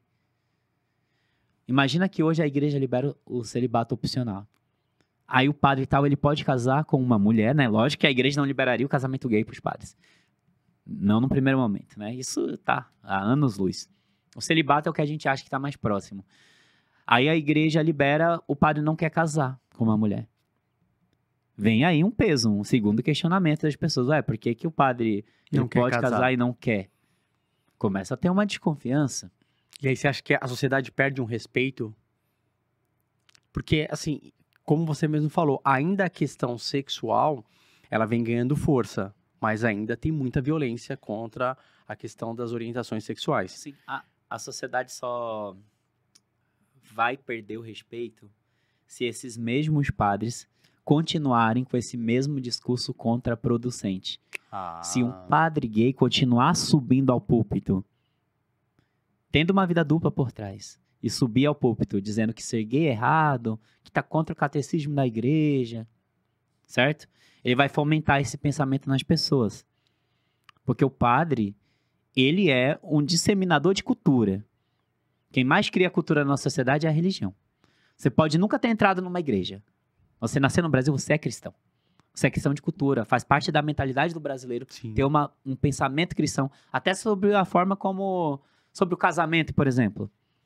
As pessoas não param para pensar que o jeito que elas levam as relações, o jeito que elas pensam sobre o que é o amor, sobre o que é ter um relacionamento saudável, está totalmente influenciado pelo cristianismo, pela religião. Você pode dizer que não é cristão, que não é crente, que não é católico, que não é nada. Crente aqui no sentido de protestantismo, tá? Que crente é todo mundo que crê em alguma coisa. Mas você é cristão pela sua cultura, que você foi criado, sua cultura brasileira. A igreja, ela cria essa cultura. Então, o padre que sobe ao púlpito e prega uma coisa, aquilo que é a palavra de Deus, o Espírito Santo está usando o padre. O Espírito Santo está ali também no pastor, né, para falar. Ele está incutindo um discurso na mentalidade das pessoas. Enquanto ele incutir uma moral sexual desse tipo, as pessoas vão continuar pensando assim e dificultando o processo. A partir do momento, por isso que eu falo muito que o primeiro passo é a autoaceitação. É no micro. Não vai adiantar. Escuta, não vai adiantar, pode ter certeza. O Papa Leão hoje pegar e baixar uma bula, um documento, dizendo: agora a igreja permite o casamento dos padres. Agora a igreja permite um padre gay assumido. Agora a igreja permite, sei lá, que mulher seja ordenada padre ou sacerdotisa, não sei. Enquanto essas pessoas que estão lá no corpo da igreja não se resolverem internamente com a sua sexualidade, porque a mudança ela não é de fora para dentro, ela não é externa. Ela parte do interior para o exterior. Eu preciso me transformar para poder transformar o outro.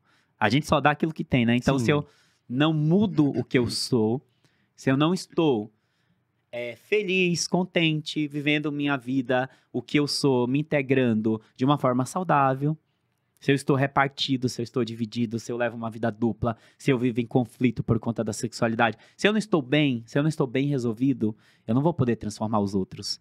Então a igreja nunca vai mudar se cada padre ali não passar por esse processo de transformação. Por isso é importante essa autocura, a cura do auto-ódio do próprio clero, a cura da homofobia internalizada do próprio clero, para depois a gente pensar em como a igreja agora vai ajudar a sociedade, sendo uma igreja menos hipócrita. Em que o Papa, aí sim, o Papa poderia baixar um documento em que padres poderiam ser gays assumidos, e esses padres, enquanto gays assumidos, subiriam ao púlpito e falariam tranquilamente, sem atacar o próximo, que tenha coragem de viver no mundo assumido, enfrentando a sociedade, a coragem que ele um dia não teve. Então, é um processo muito demorado e complexo, porque ele depende da resolução de problemas pessoais das pessoas, do micro, para depois pensar no macro. Muito bom. Brendo, você de Brasília, com 18 anos, rola a primeira paixão. Você já, com 18 anos, já teve o relacionamento com padres ou era só ex-seminaristas mesmo lá? Com 18 anos, quase 19, eu tenho, nesse seminário de Brasília, muitos padres visitavam do Brasil todo. Por quê? Que nesse mesmo espaço era o que a gente chama de sede provincial. Sede provincial é uma instância católica de congregações e ordens religiosas onde mora o superior. O superior, ele manda nos padres de várias paróquias, de várias comunidades religiosas, né? E ali morava o nosso provincial, o nosso vice e o ecônomo. O ecônomo é o padre que cuida da parte do dinheiro, né? Morava todo mundo ali, os poderosões da igreja, daquela circuncisão ali, daquela congregação. E por conta disso, muitos padres iam lá resolver BO administrativo. Então, às vezes, tinha um padre de Minas Gerais viajando e visitando a casa. Tinha um padre gringo. Tinha padre que vinha, por exemplo, da África, né? Que vinha da Venezuela. Vinha muito padre de fora. E muitos deles iam ali também para caçar. Porque eles chegavam lá, eles olhavam os novinhos, né? Os seminários novinhos que eles queriam para ter uma relação. E nessa oportunidade eu conheci um deles. Um padre jovem, de mais ou menos uns 34 anos, 35.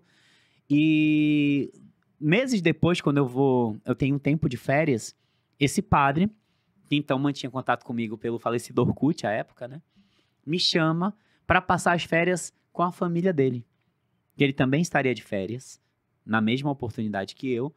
E ele me chamou para ir passar as férias. Só que eu já tinha entendido qual era a intenção dele, que eu não era bobo também. E eu também queria, eu estava com vontade, não foi algo forçado. E aí eu viajo para o interior de Minas e passei quase um mês com a família dele. E nesse inteirinho a gente manteve relações sexuais diariamente. Porque eu fiquei no mesmo quarto que ele, na casa da família dele.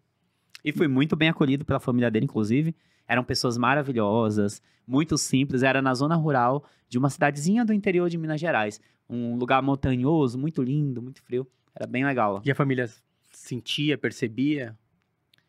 Eu não sei se percebia, mas eu sei que não falavam nada. Nada, bem se tranquilo. percebiam, eles faziam vista grossa, até porque era o padre, né? Era O o padre da padre. família. Imagina uma família de zona rural, extremamente pobre, pessoas super legais, inclusive, tendo um padre na família. Era um prestígio. A gente andava, quando ia pra cidade, né? Que saía da zona rural pra cidade, todo mundo ali conhecia ele, cumprimentava ele. Ele celebrava a missa na matriz. E ele ficava padre... vestido direto com a batina? Não, ele não usava Mas batina. roupa social, esporte fino. Não, ele era um padre bem solto. Ele usava, às vezes, chinelo e bermuda mesmo. É um padre bem moderno. Mas dentro, aqui em Brasília, vocês todos ali dentro do Em Brasília, a gente andava de calça. A maior parte do tempo só de calça, calça social, né? Sapato. E no momento de limpeza, que a gente trabalhava bastante no seminário. Inclusive, eu cuidava do curral, que tinha curral no seminário, limpava, cuidava dos porcos. A gente usava bermuda mesmo e chinelo, era permitido em alguns momentos. E à noite, quando a gente assistia um filme, que tinha um momento de lazer, depois das 9, podia ir de bermuda, geralmente o padre não se incomodava. Eu sou do Pará, sempre tive o costume de andar de chinelinho de dedo. E eu andava direto de chinelo, ia até pra missa de chinelo, sempre tive o costume, o padre nunca... Às vezes eles olhavam torto, assim, principalmente quando eu venho pro Sudeste, eu tive esse choque de culturas, né? A cultura amazônica pra cultura aqui do Sudeste, que no começo eu comecei a andar aqui no metrô de chinelo, por exemplo, e eu via que todo mundo tava de tênis. Eles disseram, nossa, deve ser um costume aqui. Eu comecei a entender que era um costume mais da Amazônia, do Norte, daquelas regiões mais pobres mesmo. E os filmes, tudo filme tranquilo, não podia ver filme de terror, essas coisas não. Às vezes tinha um terrorzinho, Opa! tinha. E alimentação boa também, tudo do bom e do melhor. Que você falou que você ficou no alimentação melhor era lugar boa, lá em Brasília. Era boa, sim. Eu lembro que a alimentação em todos os lugares que eu passei, eu morei em mais de 7 estados fora do país. Sempre a alimentação em geral era boa. E agora vamos caminhar pra fora do país, que aí essa experiência que você foi pra Europa, que país você ficou? Eu fui pra França. Era pra eu ficar 5 anos, ser ordenado padre e ficar lá. Eu ia ser um padre missionário na França. E aí né, ficou na quantos Europa. anos lá? Não fiquei anos, eu fiquei meses, menos de 2 meses. Aí foi quando eu desisti e vim embora. Ah, você já tava no final já? Você tava Não, quanto tempo já aqui no eu Brasil? desisto do seminário na França. Foi o estopim. Eu desisto. É lá o lugar que eu digo, olha, não quero mais isso e tchau. Eu desisto e nunca mais voltei até hoje. Mas você ficou quanto tempo, então, dentro do seminário? 7 anos. 7 anos. Depois de Brasília, eu fui morar em Goiás. Eu fiquei um tempo numa paróquia com um padre. Depois eu fui pra São Paulo. Fiquei 2 anos e pouquinho. Ou quase isso. E depois pro Rio de Janeiro. Do Rio de Janeiro, eu vou pra França. E aí lá eu decido definitivamente sair do seminário. E rodando todos esses estados aqui, todos esses estados você viu relacionamentos internos de padre? Unânime. Nunca vi algo diferente. Em todos os lugares que eu passei tinha vida dupla, a maioria de gays, alguns héteros, bissexuais. Os héteros eram minoria, mas geralmente eles eram muito legais, porque eles precisavam sobreviver. Eles estavam no lugar em quem mandava eram os gays. Eles tinham que entrar no ritmo. Alguns até falaram pra mim, na escrita pro meu livro, né, A Vida Secreta dos Padres Gays, que eles aprenderam até o pajubá gay. Porque os padres gays tinham um jeito de falar diferente. Quando ia falar do pênis de um padre ou de um seminarista que o fulano tinha gostado, a gente usava o termo rebanho. Nosso rebanho do fulano é uma delícia, entendeu? Porque usava termos bíblicos pra falar de elementos de sexo. Fazer sexo, a gente falava fazer pastoral. Às vezes um colega vem dizer, ai, Brendo, até mais, eu vou ali fazer pastoral com fulano agora. Ou seja, ia transar com outro seminarista. Então você teve vários relacionamentos rodando esses estados? Vários. Eu tava num lugar que só tinha homem. Todos os lugares que eu passei daí só tinha homem, quase todos, né? Só um outro que eu morei que freiras moravam com a gente também. Mas a maioria deles era só homem. A maioria gays. Adolescência. Corpo fervilhando. Eu nem me culpo por isso, né? Vivi a sexualidade, assim, intensamente mesmo, dentro do seminário. Não só eu, como quase todo mundo ali. Tinha alguns que não viviam, tá? É bom ressaltar esse outro lado. Eu morei com gays, padres, seminaristas que não transavam, que não se relacionavam, tá? Que viviam voto. Mas alguns, por exemplo, viviam numa constante crise. Outros se matavam de trabalhar para tentar não pensar naquilo. Outros, ao passo que viviam voto, ficavam muito rigorosos no discurso moralista e tempos depois caíam em tentação e pecado. Acontecia de tudo. Tinha todos os perfis imagináveis tem dentro de um seminário.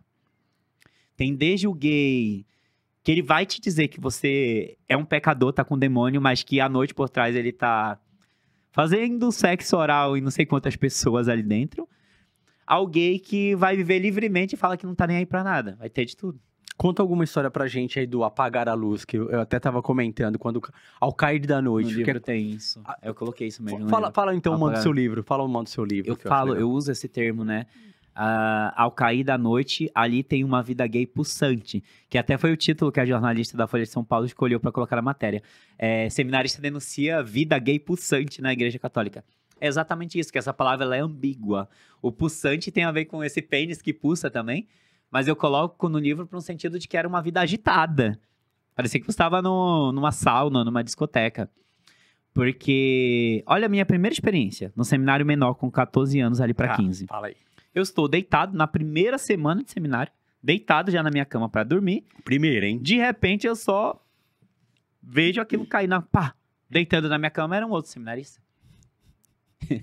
Aí ele já veio com a minha mão, sabe? Já aconteceu tudo ali. Ele já deveria estar de olho em mim, não sei. Mas aí foi eu logo entendi. E era alguém que me atraía muito. Então, eu foi vou. consensual. Foi consensual. Sim, todas as vezes. Totalmente consensual. E aí, foi isso. E era muito banal mesmo, comum. E o padre hétero ficava ali no meio, virava pro lado e queria dormir, ou ele ia pra outro Os quarto? colegas héteros, nesse primeiro seminário, tinha um grupinho assim que eles andavam juntos até. Eles debochavam da situação, faziam piadas, eram homofóbicos muitas das vezes. Mas eu via que eles se enturmavam para sobreviver. Acontece nesse primeiro seminário de um padre, eu acho que no segundo ou terceiro ano, aparecer do nada lá para morar com a gente. E a gente ficou muito curioso, porque como assim um padre vem do nada sem ninguém avisar? Porque geralmente quando um padre vai para uma paróquia nova, para o seminário, tem toda uma missa de festa para receber. Às vezes tem até carreata para receber o padre. Lá no Pará isso é muito comum. Tem uma carreata para receber o padre novo na cidade. Aí vai o prefeito, vai o tenente de não sei das coisas, vai todo mundo receber o padre. Aí o padre recebe a chave da cidade. Isso é muito comum no interior do Pará. E esse chegou quietinho. Só que chega esse padre, do nada, sem ninguém avisar. O padre lá, nosso superior, só avisa, olha, esse é o padre tal, tá vindo passar um tempo com a gente. Aí começou a fofoca no seminário. Bom, alguma coisa deve ter acontecido pra esse cara chegar aqui do nada sem avisar. Com o tempo, a gente descobriu que aquele padre era do interior do Tocantins, de uma paróquia do interior do Tocantins. E ele tinha tido um caso com a secretária da paróquia. Ela tinha engravidado. E pra abafar a poeira, a igreja transfere ele pra morar no seminário com a gente um tempo. E meses depois ele é mandado pro sul do país. Não sei onde ele está hoje, não tive mais contato. Mas ele ficou andando pra lá e pra cá pra meio que a poeira baixar. Isso é comum também. É comum, é em menor frequência, mas tem muito padre que engravida a mulher. Você tem mais algum outro caso de padre que engravidou? Depois do meu livro, várias dessas mulheres me procuraram. Elas têm um grupo. Elas têm um grupo organizado de mulheres de padres. E tem que filhos? Sim, que tem filhos de padres. Todas essas que procuraram, algumas têm ou... Algumas têm filhos, outras não. Mas, e algumas já são ex, outras estão ainda com padre. Tem uma que conversa comigo que ela fala que o padre dela, o jeito que ela fala, né? O meu padre tem 4 namoradas. Padre Então, danado. Nunca é tradicional, nunca é uma relação tradicional também, assim. É sempre uma relação não monogâmica. Tudo aquilo que a igreja prega contra. Tá bem afastado da realidade.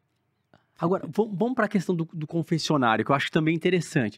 Se o padre ele tem essa leitura da sexualidade aflorada ali, gritando dentro dele, tanto o padre sendo hétero ou o padre sendo gay, como funciona para vocês ali no café da manhã, no almoço, falando, olha, eu recebi aqui uma irmã tinha trocava essa ideia falando? Não, tem um segredo da confissão. Então rolava o segredo da confissão. O padre é proibido de... Ou tinha padre que falava um pro outro, falava, rapaz, hoje eu peguei aqui... Não, eu não chegava a escutar, né, na mesa, assim, eles comentando sobre. Nunca cheguei a ouvir. Mas... eu vou te falar sobre um livro chamado Sexo no Confessionário, que é um livro que tem mais de 80 anos. 2 jornalistas pegaram um rádio, colocaram no bolso, na Espanha isso, e na Itália, e visitaram várias igrejas e foram se confessar.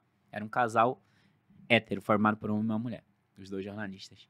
E aí eles começaram a falar para os padres pecados no campo da sexualidade, para ver como esses padres reagiriam e gravar tudo e depois transcrever e transformar num livro. E aí eles descobrem muitas coisas no campo da sexualidade. O modo como os padres se citavam no confessionário, em como os padres queriam cada vez mais minúcias dos pecados no campo da sexualidade. Contos eróticos. Fala mais. Queria saber. Erótico. Porque é muito louco essa coisa, assim, do sexo e da sexualidade e religião. Porque, como eu falei anteriormente, a sexualidade, o grande guarda-chuva sexualidade, que isso inclui sexualidade, orientação sexual, amor, afeto, Sim. tudo, desejo. Ele é uma das instâncias que é muito importante em qualquer ser humano. E se tu ver, o discurso da Igreja Católica, em muito, ele é um discurso punitivo no campo da sexualidade. É a pessoa que se divorciou não vai poder ser padrinho num batizado porque ela está em pecado. É uma questão do campo da sexualidade. Agora você casou, você é uma só carne, você vai ter que aguentar aquela pessoa pro resto da vida, por mais que depois você descubra que ela não é mais compatível com você, porque Deus quis isso, você vai ter, sabe? Tem tudo isso. Ou seja, a igreja, ela te controla, às vezes, pela sexualidade. Porque ela te diz com quem você pode casar, a duração do teu casamento, se masturbar é pecado ou não, até que ponto você pode... Tinha uma época que a igreja até falava que pra transar era só pra ter filho. Sim. Você não podia ter relação mesmo num casamento hétero. Era só pra procriação. Só pra procriação e, sabe? Ainda existem algumas teologias tradicionais que pregam isso até hoje. Então, qual é o lugar, o lugar mesmo físico, em que o fiel católico vai descarregar todos esses pecados do campo da sexualidade? É o confessionário. No confessionário só está ele e o padre. Não existe confissão com 3 pessoas. É só o padre e o pecador. Olha o que eu falei, bem. O padre e o pecador. Já tá colocando padre, ali o outro... ele age ali, ele é autoridade, ele fala o nome de Jesus. Sim. Ele tá agindo em persona Christi Captis. A pessoa é o pecador, coitado ali, que tá indo clamar o perdão. E qual vai ser a maioria das pautas nesse momento da confissão? Porque quem confessa, né, tá confessando um delito, um crime, um erro, uma falha. Padres constataram em estudos, que tem inclusive um livro recente de um padre chamado Padre Beto, que foi excomungado, que é de Bauru, que você já deve ter ouvido falar. Ele fala que nas confissões dele, a maioria dos casos era para tratar de problemas na sexualidade. Era a esposa que não estava mais sentindo atração pelo marido. Era o jovenzinho que se masturbou. Era outra menina que estava se descobrindo lésbica. A maioria era casos envolvidos no campo da sexualidade. Olha a problemática disso. O tanto de problema que a igreja cria na vida das pessoas e na cabeça das pessoas. O tanto de sofrimento que poderia ser evitado. E esses repórteres, eles relatam o que, então, o Brendo? No livro, eles relatam vários casos, inclusive de assédio, e de que padres que viam que a pessoa está indo ali fragilizada a confessar um pecado, eles queriam saber mais coisas porque aquilo ali estava alimentando as suas próprias fantasias. Estava excitando os padres. Sim. Então eles queriam mais e mais. Em vários livros que eu li, tem relatos de assédio em confessionário. Eu inclusive, fui assediado no seminário dentro do confessionário. Um padre que me assediou. E quem quiser saber a história com detalhe, pode ler o livro para saber. O que é muito comum, porque é um lugar que você está ali a sós, você está se abrindo, contando sobre a sua sexualidade. E a outra figura ali, ela é uma figura de poder sobre você. Você é um pecador. Quem é você na fila do pão ali? É o padre. Tem um poder de te perdoar ou não. Mas o padre vai te absolver. Mas o padre, nesse momento, deixou a carne gritar. A carne sempre vai gritar. E aí a carne gritou, o padre começa a entrar para uma outra linha. Não querendo saber somente do pecado, mas querendo saber todos os detalhes. Porque é uma forma dele satisfazer a própria lascívia, digamos assim, usando esse termo que a igreja adora. Qual é o termo que você falou? Lascívia. Admitir, saciar os apetites sexuais do prazer. Que loucura. Mas enfim, aí o livro você decide, aí você vai pra França, porque a gente vai chegar no livro agora. Uhum. Você vai pra França, fica na França 2 meses, e aí você dá o checkmate de não querer Não prosseguir. nem 2 meses, aí eu volto pro Brasil, eu pedi pra sair, tá? Não fui expulso da igreja, não fui excomungado, até hoje nem fui excomungado, mesmo depois do livro. Não fui excomungado, não fui expulso, nada disso. Eu cheguei e por viver nesse conflito, né, entre a fé e a suposta fé e a sexualidade, essa proibição que levava a uma vida dupla, essa hipocrisia, isso me causava uma dor, porque eu tinha vontade de ser uma pessoa mais honesta, tanto com os fiéis que ali iam e comigo mesmo, primeiramente comigo. Eu quero viver mais integrado, eu quero viver conforme a minha natureza, conforme o que eu sou, sem nenhuma pressão, igual todo mundo vive. Aí eu balancei, eu falei, é melhor eu sair, eu estava com 21 anos, é melhor eu sair, tentar estudar fora, trabalhar e seguir a minha vida sem esse peso da religião. Além de que eu tinha muitos questionamentos com questão de fé mesmo, de Deus. E aí eu tinha constantes crises na crença mesmo em um Deus bíblico, aquele Deus feito, aquela coisa. Eu tinha muito questionamento com relação a isso. Então juntou tudo E eu decido sair. Eu sou do Pará, como eu já disse, mas o voo que uma senhora me paga, uma senhora que pagou minha passagem de volta para o Brasil, era só até Guarulhos. Não, mas calma aí. O convento, ele não para, Se não paga. recusaram a pagar. Eu acho que é porque eu pedi para ir embora. Não pagaram. Falaram que não iam pagar. Acontece isso, então, com outras pessoas também? Estou saindo, então Não tenho notícia, mas comigo aconteceu. Pega a mala e pode ir embora. Comigo aconteceu. Eles falaram, você vai sair, a gente não vai arcar com a sua passagem de volta pro Brasil. O padre foi e falou pra mim, se você conseguir que alguém lá do Brasil, do seu país, que o padre não era brasileiro também, ele era europeu. Se você conseguir que alguém do seu país pague pra você, aí eu entrei no Facebook, comecei a pedir ajuda. E uma senhora da Bahia se ofereceu pra pagar. Seminarista, você não recebe nenhum salário? Às vezes a gente recebeu uma ajudinha, assim, dinheiro básico. O padre dava, você vai sair, vai ali passear, dava R$20, R$100, assim, uma coisa básica. Mas não tinha um salário. Salário nenhum. Seminarista não. Tá, eu tô curioso. Padre, eu tô perguntando porque eu fiquei curioso. Padre geralmente tem, não todos. Mas isso depende muito. Por exemplo, um padre diocesano, um padre secular diocesano, que ele é ligado a uma diocese, a um bispo diocesano, em geral ele tem um salário que varia conforme a diocese onde ele mora. Um padre religioso, que faz parte de uma congregação religiosa, que é um padre regular, que ele pode ser um jesuíta, um barnabita, um verbita, ele, geralmente, o dinheiro que ele ganha fica para a comunidade. Então, é de todo mundo o dinheiro que mora com ele, porque a vida religiosa ela tem uma outra dinâmica, certo? E aí, o que eu tava te falando... Você tá falando da senhorinha, que aí a senhorinha... Você veio até Guarulhos, pegou o voo da França... Aí ela pagou até Guarulhos. Cheguei em Guarulhos, eu fui para Franca, interior de São Paulo, e fiquei ainda 3 meses na casa de padres amigos. Não era mais seminarista, mas eu ainda tava ali na igreja ajudando eles. E eles dizendo, esfria um pouco a cabeça aqui, depois você volta, mas eu já tava decidido que eu não queria mais voltar. Eu fiquei morando com esses padres, e inclusive um deles tinha relação comigo, o outro não. O outro era hétero, e era super meu amigo, até hoje a gente ainda se fala de vez em quando.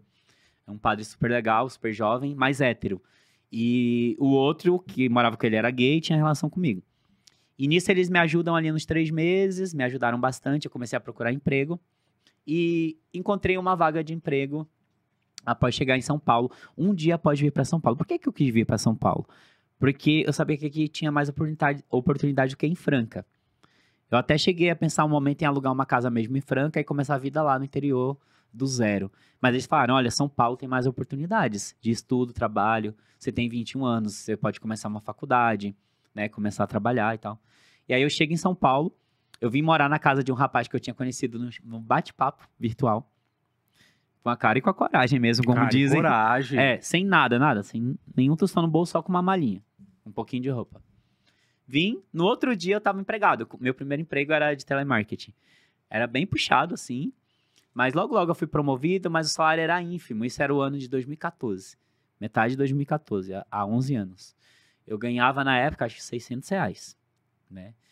E na outra semana eu comecei a fazer faculdade, fazia licenciatura em História, na época. Estudava à noite, trabalhava durante o dia. E 1 ano depois eu fiz o vestibular na USP, por acaso, assim, e passei. Aí comecei também a estudar na USP, na outra faculdade, e trabalhar. Era uma loucura a minha vida. É porque você é professor, pós-graduado. Sim. Parabéns. Obrigado. Porque não é fácil trabalhar na área da educação. Não Já mesmo. passei por esse processo. Então você é um cara que as pessoas têm que passar e tirar o chapéu. Porque a gente sabe da dificuldade da educação brasileira no país. Então já começa por aí. Mas 10 anos depois você decide, quase 10 anos depois, você decide a publicar o livro. Nesses 10 anos você tem contato ainda com amigos padres? Sim, ando com alguns. Alguns vão até pra boate comigo. Lógico, sem baixo, mas Sim. convivemos ainda. Apesar da religião, eu penso assim, quando a amizade é verdadeira, ela está para além de qualquer coisa, de ideologia, de religião. A amizade era tão verdadeira que sobreviveu ao tempo e à mudança, porque hoje em dia eu não sou católico mais, não professo essa fé já há muito tempo. Mas esses padres que saem com você, às vezes, na balada à noite, uma balada liberal. Balada, não é nem LGBT, é balada gay. Balada gay mesmo. Onde tem mais homens. Eles ficam com medo ou não? Eles vão sem roupas e eles não são de São Paulo. E aí Eles vão sem roupa de padre aqui. E aí fica tranquilo, vai curtir. Fica tranquilo. Ano retrasado, se eu não me engano, eu estava na balada, eu conheci um rapaz, começamos a ficar. No final da noite eu descubro que ele era seminarista. Eu nem desconfiei. Aí ele que me contou. Aí quando eu disse a minha história pra ele, ele ficou chocado. Falou, como assim? Não acredito. É muita coincidência. Falei, pois é. Aí ele, sabe os dois amigos que estão comigo aqui? Sim, são padres. Eu falei, já... Normal, super comum. É super comum. É. Mas o livro você decide por quê? Vou te contar. Quando eu estava na licenciatura de História, e que sempre que entrava no tema de catolicismo, eu comentava muito nas aulas. E aquilo começou a chamar a atenção dos meus colegas e professores. E alguns professores começaram a me falar, olha, você tem potencial para fazer uma iniciação científica, um mestrado na área de religião e sexualidade, investe nisso. Já que você foi seminarista por tanto tempo. Aí eu contava a minha história, a questão da sexualidade, da igreja. E aí, por conta desses incentivos, eu pensei em fazer um livro, após muitas pessoas também falarem que, olha, sua história é muito atípica, você deveria registrar isso, para além do tempo, para além de você. É bom escrever um livro sobre o tema. E depois que eu terminei a faculdade de História e Pedagogia, eu fui fazer jornalismo. Também fiz uma pós em religião e outra em sexualidade, que são os campos que eu venho discutindo aqui ao longo desse último ano. Então, a partir desse anseio das pessoas, após eu contar a minha experiência, eu meio que atendi na faculdade de jornalismo. Começou com um trabalho acadêmico. A gente tinha uma matéria e teria que escrever para o TCC um produto jornalístico. E poderia ser um livro-reportagem. Eu dei o tema para o professor, orientador. Ele achou muito bom, muito bombástico. Ele me deu todo o apoio. E a partir desse trabalho, que era só um trabalho da faculdade, que eu postei nas redes sociais, editoras começaram a me procurar, falando que se interessavam pela temática, principalmente por ele ter sido seminarista. Porque havia um outro pesquisador querendo lançar um livro, mas ele não foi seminarista, não estava lá dentro da igreja igual eu, fiquei tanto tempo. E aí eu decidi atender ao anseio e também, como eu já estava com o trabalho da faculdade meio caminho andado, eu só aprimorei e ampliei o livro e atendi alguns requisitos da editora. Por exemplo, eu tive que entrevistar mais pessoas, porque até então eu tinha entrevistado acho que só 5. E depois, quando a editora havia me passado o contrato para eu assinar, eles acharam por bem eu também entrevistar mais pessoas, para ter mais força a palavra, mais padres, mais seminaristas gays. Então, eu entrevistei mais pessoas, eu fui atrás de mais fontes para confirmar aquilo que eu estou falando. Porque uma coisa é eu falar da minha história só e falar de coisas que eu acho, outra coisa é eu embasar em estudos, em pesquisas. Então, o livro ele também tem muito estudo, tem muita nota de rodapé, tem muita bibliografia. Eu li bastantes livros sobre o tema, conversei com muita gente. Brendo, perguntando aqui para você, quando você vai fazer essa pesquisa de campo e traz colegas ex-seminaristas, colegas padres... Não então, só colegas. As pessoas, como é que você consegue trazer essas pessoas pro livro? Porque rola Vou te falar que eu não consegui de primeiro momento. Não conseguiu? Foi muito legal. Acho que é aí que tá agora falando sobre essa técnica mesmo do fazer jornalismo. Tá. Eu vou a campo, inclusive os meus entrevistados não são todos daqui, de onde eu moro atualmente. Então, eu viajei para outros estados para encontrar. Eu queria priorizar a entrevista presencial. Então, o meu trabalho foi de encontrá-los, foi no ano de 2024, final de 2023, 2024 aqui, né? Há mais ou menos um ano e pouquinho. E aí eu vou a alguns estados e algumas cidades. Eu consegui de antemão um padre só interessado em falar. Quando eu falei com ele, ele viu a seriedade do tema, eu transcrevi a entrevista dele, editei, mandei para ele. Falei, olha, você aprova o texto? Você gostou do que eu falei sobre o seu texto para colocar no meu livro? Ele falou, sim. Aí ele falou, olha, tem até um amigo para te indicar. Aí ele já me indicou um outro padre de um outro estado. Aí já consegui mais uma fonte. Depois esse padre já me indicou um ex-seminarista. Aqui me indicou um outro seminarista. E assim foi. Ganhando força. Quando eu cheguei num momento que eu tinha mais fonte do que espaço para colocar no livro. Mas tudo no anonimato. Só um que fala o nome verdadeiro. Tem um que joga o nome? Sim, porque ele é padre, mas ele saiu da igreja, ele fundou uma nova igreja. Fundou uma nova igreja? Ele fundou uma nova igreja. Dentro do catolicismo? Segue muitos ritos católicos, mas ele foi excomungado e aí ele fundou uma igreja nova. Que é o Padre Beto. É bem legal o depoimento dele. É o Padre Beto que você comentou? O Padre Beto. Legal, interessante. Lançou também um livro agora, e no livro dele, inclusive, ele fala sobre os padres gays, ele conta bastante sobre esse tema. Achei bem legal o livro dele, por isso que ele traz mesmas constatações que eu. Ele morou na Alemanha, o seminário dele é alemão, e ele teve, assim, situações que ele passou de assédio lá, de arcebispo na Polônia, quando ele teve experiência na Polônia. Então, uma coisa bem generalizada mesmo. O que você está relatando aqui que não é, assim, quem está muito aqui abaixo, Não, coroinha, seminarista e padre. Cardeal. Cardeal, arcebispo, a maioria. Então, Tem um livro chamado No Armário do Vaticano. Eu gosto de indicar outras fontes, né? Tá. Para além do meu Sim, livro, para sim, dar sim. credibilidade ao tema, ao debate, que é ainda tão marginalizado aqui no Brasil, o maior país católico do mundo, que deveria falar muito sobre a sexualidade dos padres. Porque a igreja é a primeira a apontar o dedo para falar da sexualidade das pessoas. Ai, não pode nem usar preservativo porque é pecado. Quando que a sociedade vai colocar a igreja católica na parede e indagar a sexualidade dos homens da igreja? Daqueles que falam sobre a sexualidade dos outros, mas que os outros nunca podem falar sobre a sexualidade deles. Então, é isso. Você falou que vem estudando durante esse período a questão da história, a sexologia. Você é formado, então, você é um sexólogo. Ainda não, eu fiz uma pós em sexualidade, mas para obter o título de sexólogo tem que, inclusive, fazer uma prova de uma associação aqui no Brasil. Mas pra ter esse bem título. interessante, você já fazia pós, Sim, porque você já traz todo esse arsenal para o seu livro e exato. para suas histórias, vamos se dizer, para sua vivência. Sim, eu pretendo continuar os estudos em sexualidade, que é uma área que eu gosto muito, é tanto a da sexualidade quanto a das ciências da religião. São duas áreas que eu tenho muito apreço. E o que mudou? Porque esse livro está quentinho ainda, 2025. Foi lançado em maio. Tem E qual foi 3 meses. o que mudou em sua vida? Vamos falar assim, o que mudou? Positivo, negativo, ameaças, não ameaças, de críticas construtivas, críticas negativas. tudo. Uhum. Que Teve de tudo. Sofri muito hater, já esperava mesmo que ia sofrer. Já tava... Era algo que eu tinha certeza, né? Que ia sofrer muito ódio. As pessoas não estão preparadas para debater sobre coisas que elas têm certezas, que elas têm muitas certezas.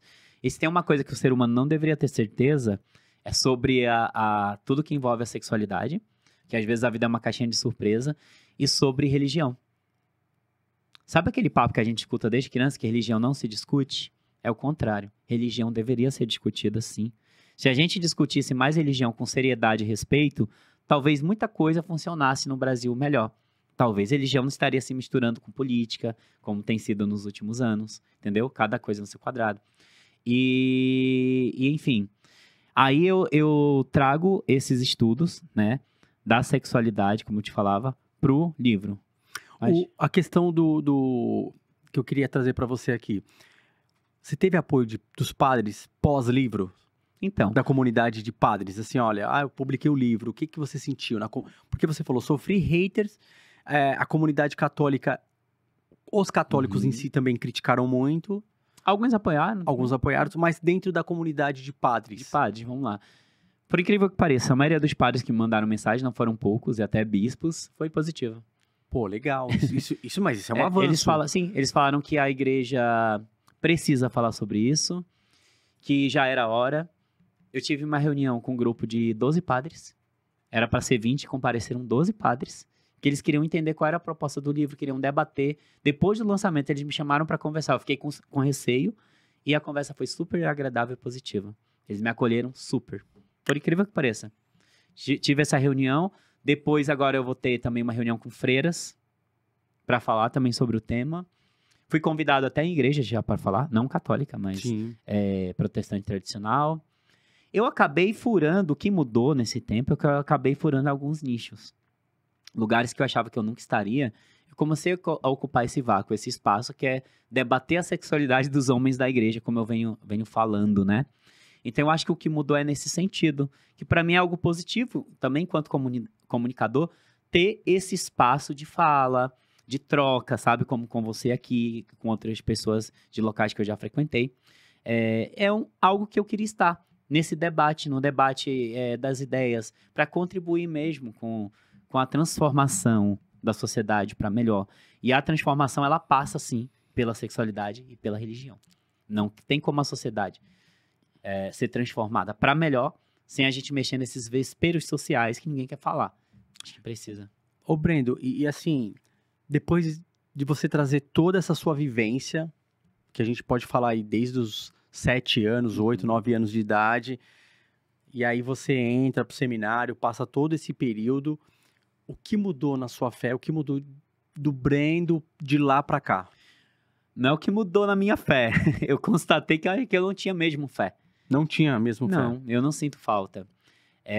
De lá pra cá, nessa questão religiosa, depois que eu saí do seminário, eu ainda frequentei a igreja por alguns meses, e depois eu decidi me afastar, não ir mais. Porque eu também tinha muitos gatilhos, estava recente, então tudo aquilo ali ainda mexia um pouco comigo, até porque ter ficado muito tempo no seminário, desde a infância. Aí eu passei a não frequentar. Hoje em dia eu até vou regularmente, um padre amigo vai ter algum evento, ou um amigo seminarista vai ser ordenado, até repentinamente ou ocasionalmente eu vou em alguns eventos, né? Que aí você chama até de evento, né? Tipo assim, eu não vou... Pra você ver, não um tem evento. mais, não tem mais esse apego romântico com a religião. Então, hoje eu me identifico mais como um agnóstico ou ateu, mas eu não me defino como uma pessoa pronta. Eu não sou uma pessoa dogmática. Tá, mas você tem a fé em Deus e em Jesus? Não. Como criador? Não. Absolutamente não. Mas assim, eu não sou uma pessoa dogmática a ponto de te afirmar que eu estou pronto e decidido sobre qual a minha posição com relação à religião, certo? Eu acho que eu estou aberto ao conhecimento e aberto a ser transformado e a crescer. Eu não posso dizer, olha, você sempre um cara que isso tá dado, ou você é um ateu e tá dado, ninguém muda o que eu sou. Não. Eu acho que eu estou aberto a amadurecer ideias. Não sei, um dia eu posso entrar em alguma religião, um dia eu posso ter uma crença racionalizada, ou sei lá, não sei, eu estou conhecendo. E quando você vai bater... experimentando. Então, mas quando você vai bater um papo assim com seus amigos padres, eles falam o quê? Você fala assim, ó, não, hoje eu me encontro como um ateu. Eles falam, Brendo, pelo amor de Deus. A gente não entra muito nesse Não, tema. não entra, não? Eles costumam não entrar. Porque eles não querem entrar Porque nesse eu sou uma debate. pessoa muito ácida. Eu faço postagens muito ácidas de questionamentos ao dogma católico, à crença em Deus nas redes sociais. Então, eu bato muito nessa ferida. Eu pego frases de filósofos ateístas e lanço, comento notícias sobre o tema, principalmente sobre esse Deus do livro, esse Deus das exatas, sabe? Um Deus que é exatamente assim, que você tem que seguir esse protocolo, porque se você não seguir, você vai arder no inferno. Então, qual o conselho que você daria para os jovens hoje que estão pensando em entrar em um seminário? Não entre. Não entre. Não entre. Tá. Eu acho que é muito mais vantajoso ele estudar, ir para uma faculdade, ir atrás de conhecimento científico do que conhecimento dogmático. Porque do jeito que a religião se dá, e aqui falando do catolicismo, ele só gera pessoas com traumas. Ele gera pessoa com muitos traumas, com muitas dores. Ele gera pessoas que propagam ódio, pessoas com problemas na saúde mental, que depois é muito difícil passar por esse processo de cura. Eu ainda estou no meu processo de cura. Como eu te falei, eu não estou pronto. Estou no processo de cura. O livro, ele faz parte disso. Eu vi quando você entrou aqui, seja uma pessoa mais retraída. Uhum. É tudo justamente por causa dessa questão. Sim, a que gente você já carrega traz. marcas, né? A gente sai do seminário, mas o seminário não sai da gente totalmente. Muita coisa eu acabo carregando ainda na experiência enquanto pessoa. Não tem como eu anular mais de 10 anos de experiência. E o que é interessante é que você trouxe aqui os relatos para nós que você estuda sexologia, né? Uhum. As questões sexuais e as questões religiosas. Então, quanto mais a gente estuda a religião, mais você se aprofunda, mais dúvidas e impasse no caminho você vai tendo. Quanto mais eu estudo religião, mais longe dela eu tô. Dela no sentido dogmático, assim. Só que, como eu te falei, eu não tenho uma resposta absoluta. Nesse momento, você fala. Não. Tô Pode em ser que eu tenha, análise. pode ser que eu nunca tenha. Eu acho que tem coisas que a gente vai sair desse mundo sem ter respostas. E faz parte da existência, né? Não ter resposta pra tudo. Nem o homem mais sábio dessa vida teve resposta pra tudo. E conheceu sobre tudo. E teve todas as inteligências possíveis. A gente tem parcelas de maturidade, parcelas de sabedoria, parcelas de conhecimento. A gente não tá sempre pronto. Acho que não existe ninguém pronto. A gente a cada dia aprende um pouco mais com a vida, Sim. com o mundo, e a gente tá aberto aí a aprender e entender. É a graça do viver também. A graça do viver. Imagina se a gente já tivesse totalmente pronto, dado. Não, como- aí perde a graça. Não tem E aí, graça. por isso que você tá aqui hoje para esse bate-papo. Sim. E eu quero também saber de você, Brendo, quais seus próximos projetos futuros, qual Sim. a perspectiva dentro desse segmento no qual você vem estudando e vem se aprimorando e vem se apresentando. Um dos meus projetos mais importantes é nunca parar de estudar. Eu Bom. tenho muito gosto pelos estudos, quero continuar a estudar, pretendo entrar no mestrado, quiçá na área, talvez na área de sexualidade ou de ciências da religião. Pretendo continuar contribuindo, dentro das minhas limitações, é lógico, para o debate público, né? Para que a gente cada vez mais questione as coisas que são dadas, as coisas dogmáticas, que dizem que não pode mudar e que ninguém pode questionar. Eu acho que a gente pode questionar em muitas coisas, só que a gente está acomodado enquanto sociedade a só aceitar e engolir as coisas. Muita coisa a gente pode, inclusive, melhorar, aprimorar. Então, o meu projeto futuro é continuar estudando para contribuir ao debate público da nossa sociedade. Talvez até de outras formas, estudando outras temáticas, não só a sexualidade dos homens da igreja, mas outras temáticas também. Escrever outros livros sobre outros temas interessantes. Inclusive, eu já fiz uma listinha sobre coisas que eu tenho interesse em pesquisar. Tenho interesse em pesquisar sobre isso. Para quem sabe, futuras pesquisas e estudos. Também. Muito legal. Ó, e eu já vou te dar parabéns mais uma vez aqui de antemão. Uhum. Também pela iniciativa do livro, óbvio, porque é um livro super polêmico e super interessante. E é um livro que abre portas para a sociedade entender um pouco mais sobre a questão sexual, sobre a questão religiosa e, enfim.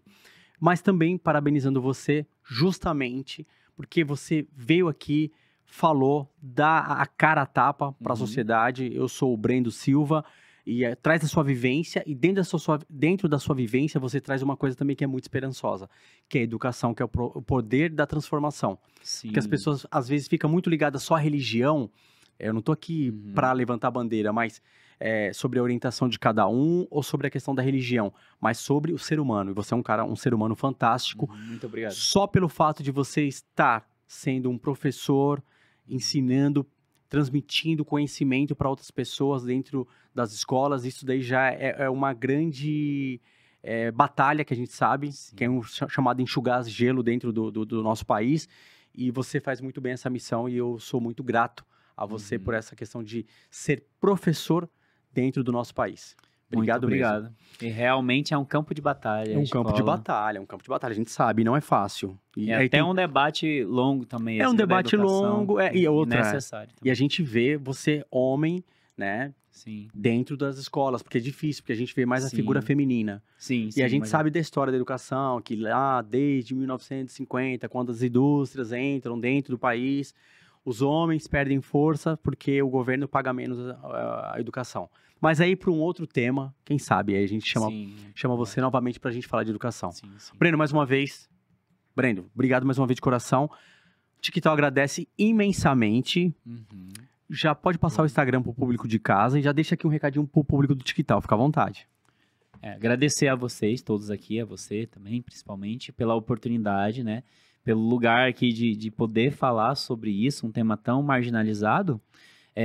Por isso mesmo, a primeira gratidão, por dar a oportunidade de falar de algo que é quase como proibido. Então, isso é muito importante.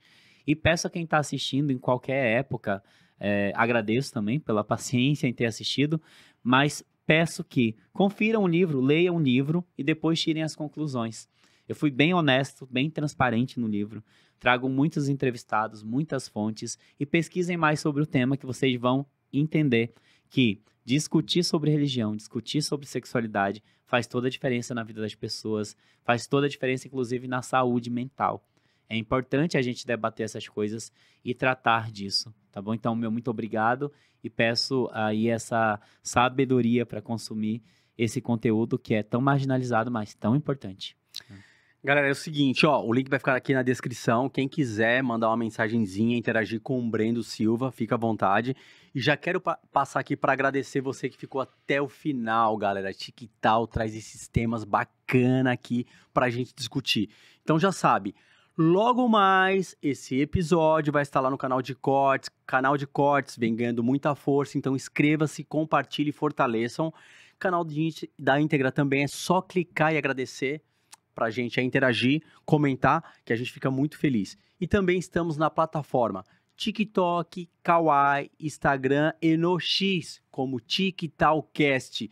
Então não tem tempo, acompanha a gente lá, a agenda da semana vai estar lá no verticalzinho, você vai conferir tudo. E para quem não teve tempo nenhum de assistir, mas tá treinando na academia, fazendo a musculação, tá fazendo aquela corridinha, ou está lavando aquela louça, fone no ouvido, que amanhã vai estar no Spotify. Fechou, galera? Mais uma vez eu fico muito agradecido. Eu, Rei Dias, tive a oportunidade de entrevistar aqui Brendo Silva. Mais uma vez, uma salva de palmas. TikTok na moral, só vai, tamo junto. Valeu, galera. Até a próxima. É nóis. Valeu, Brendo.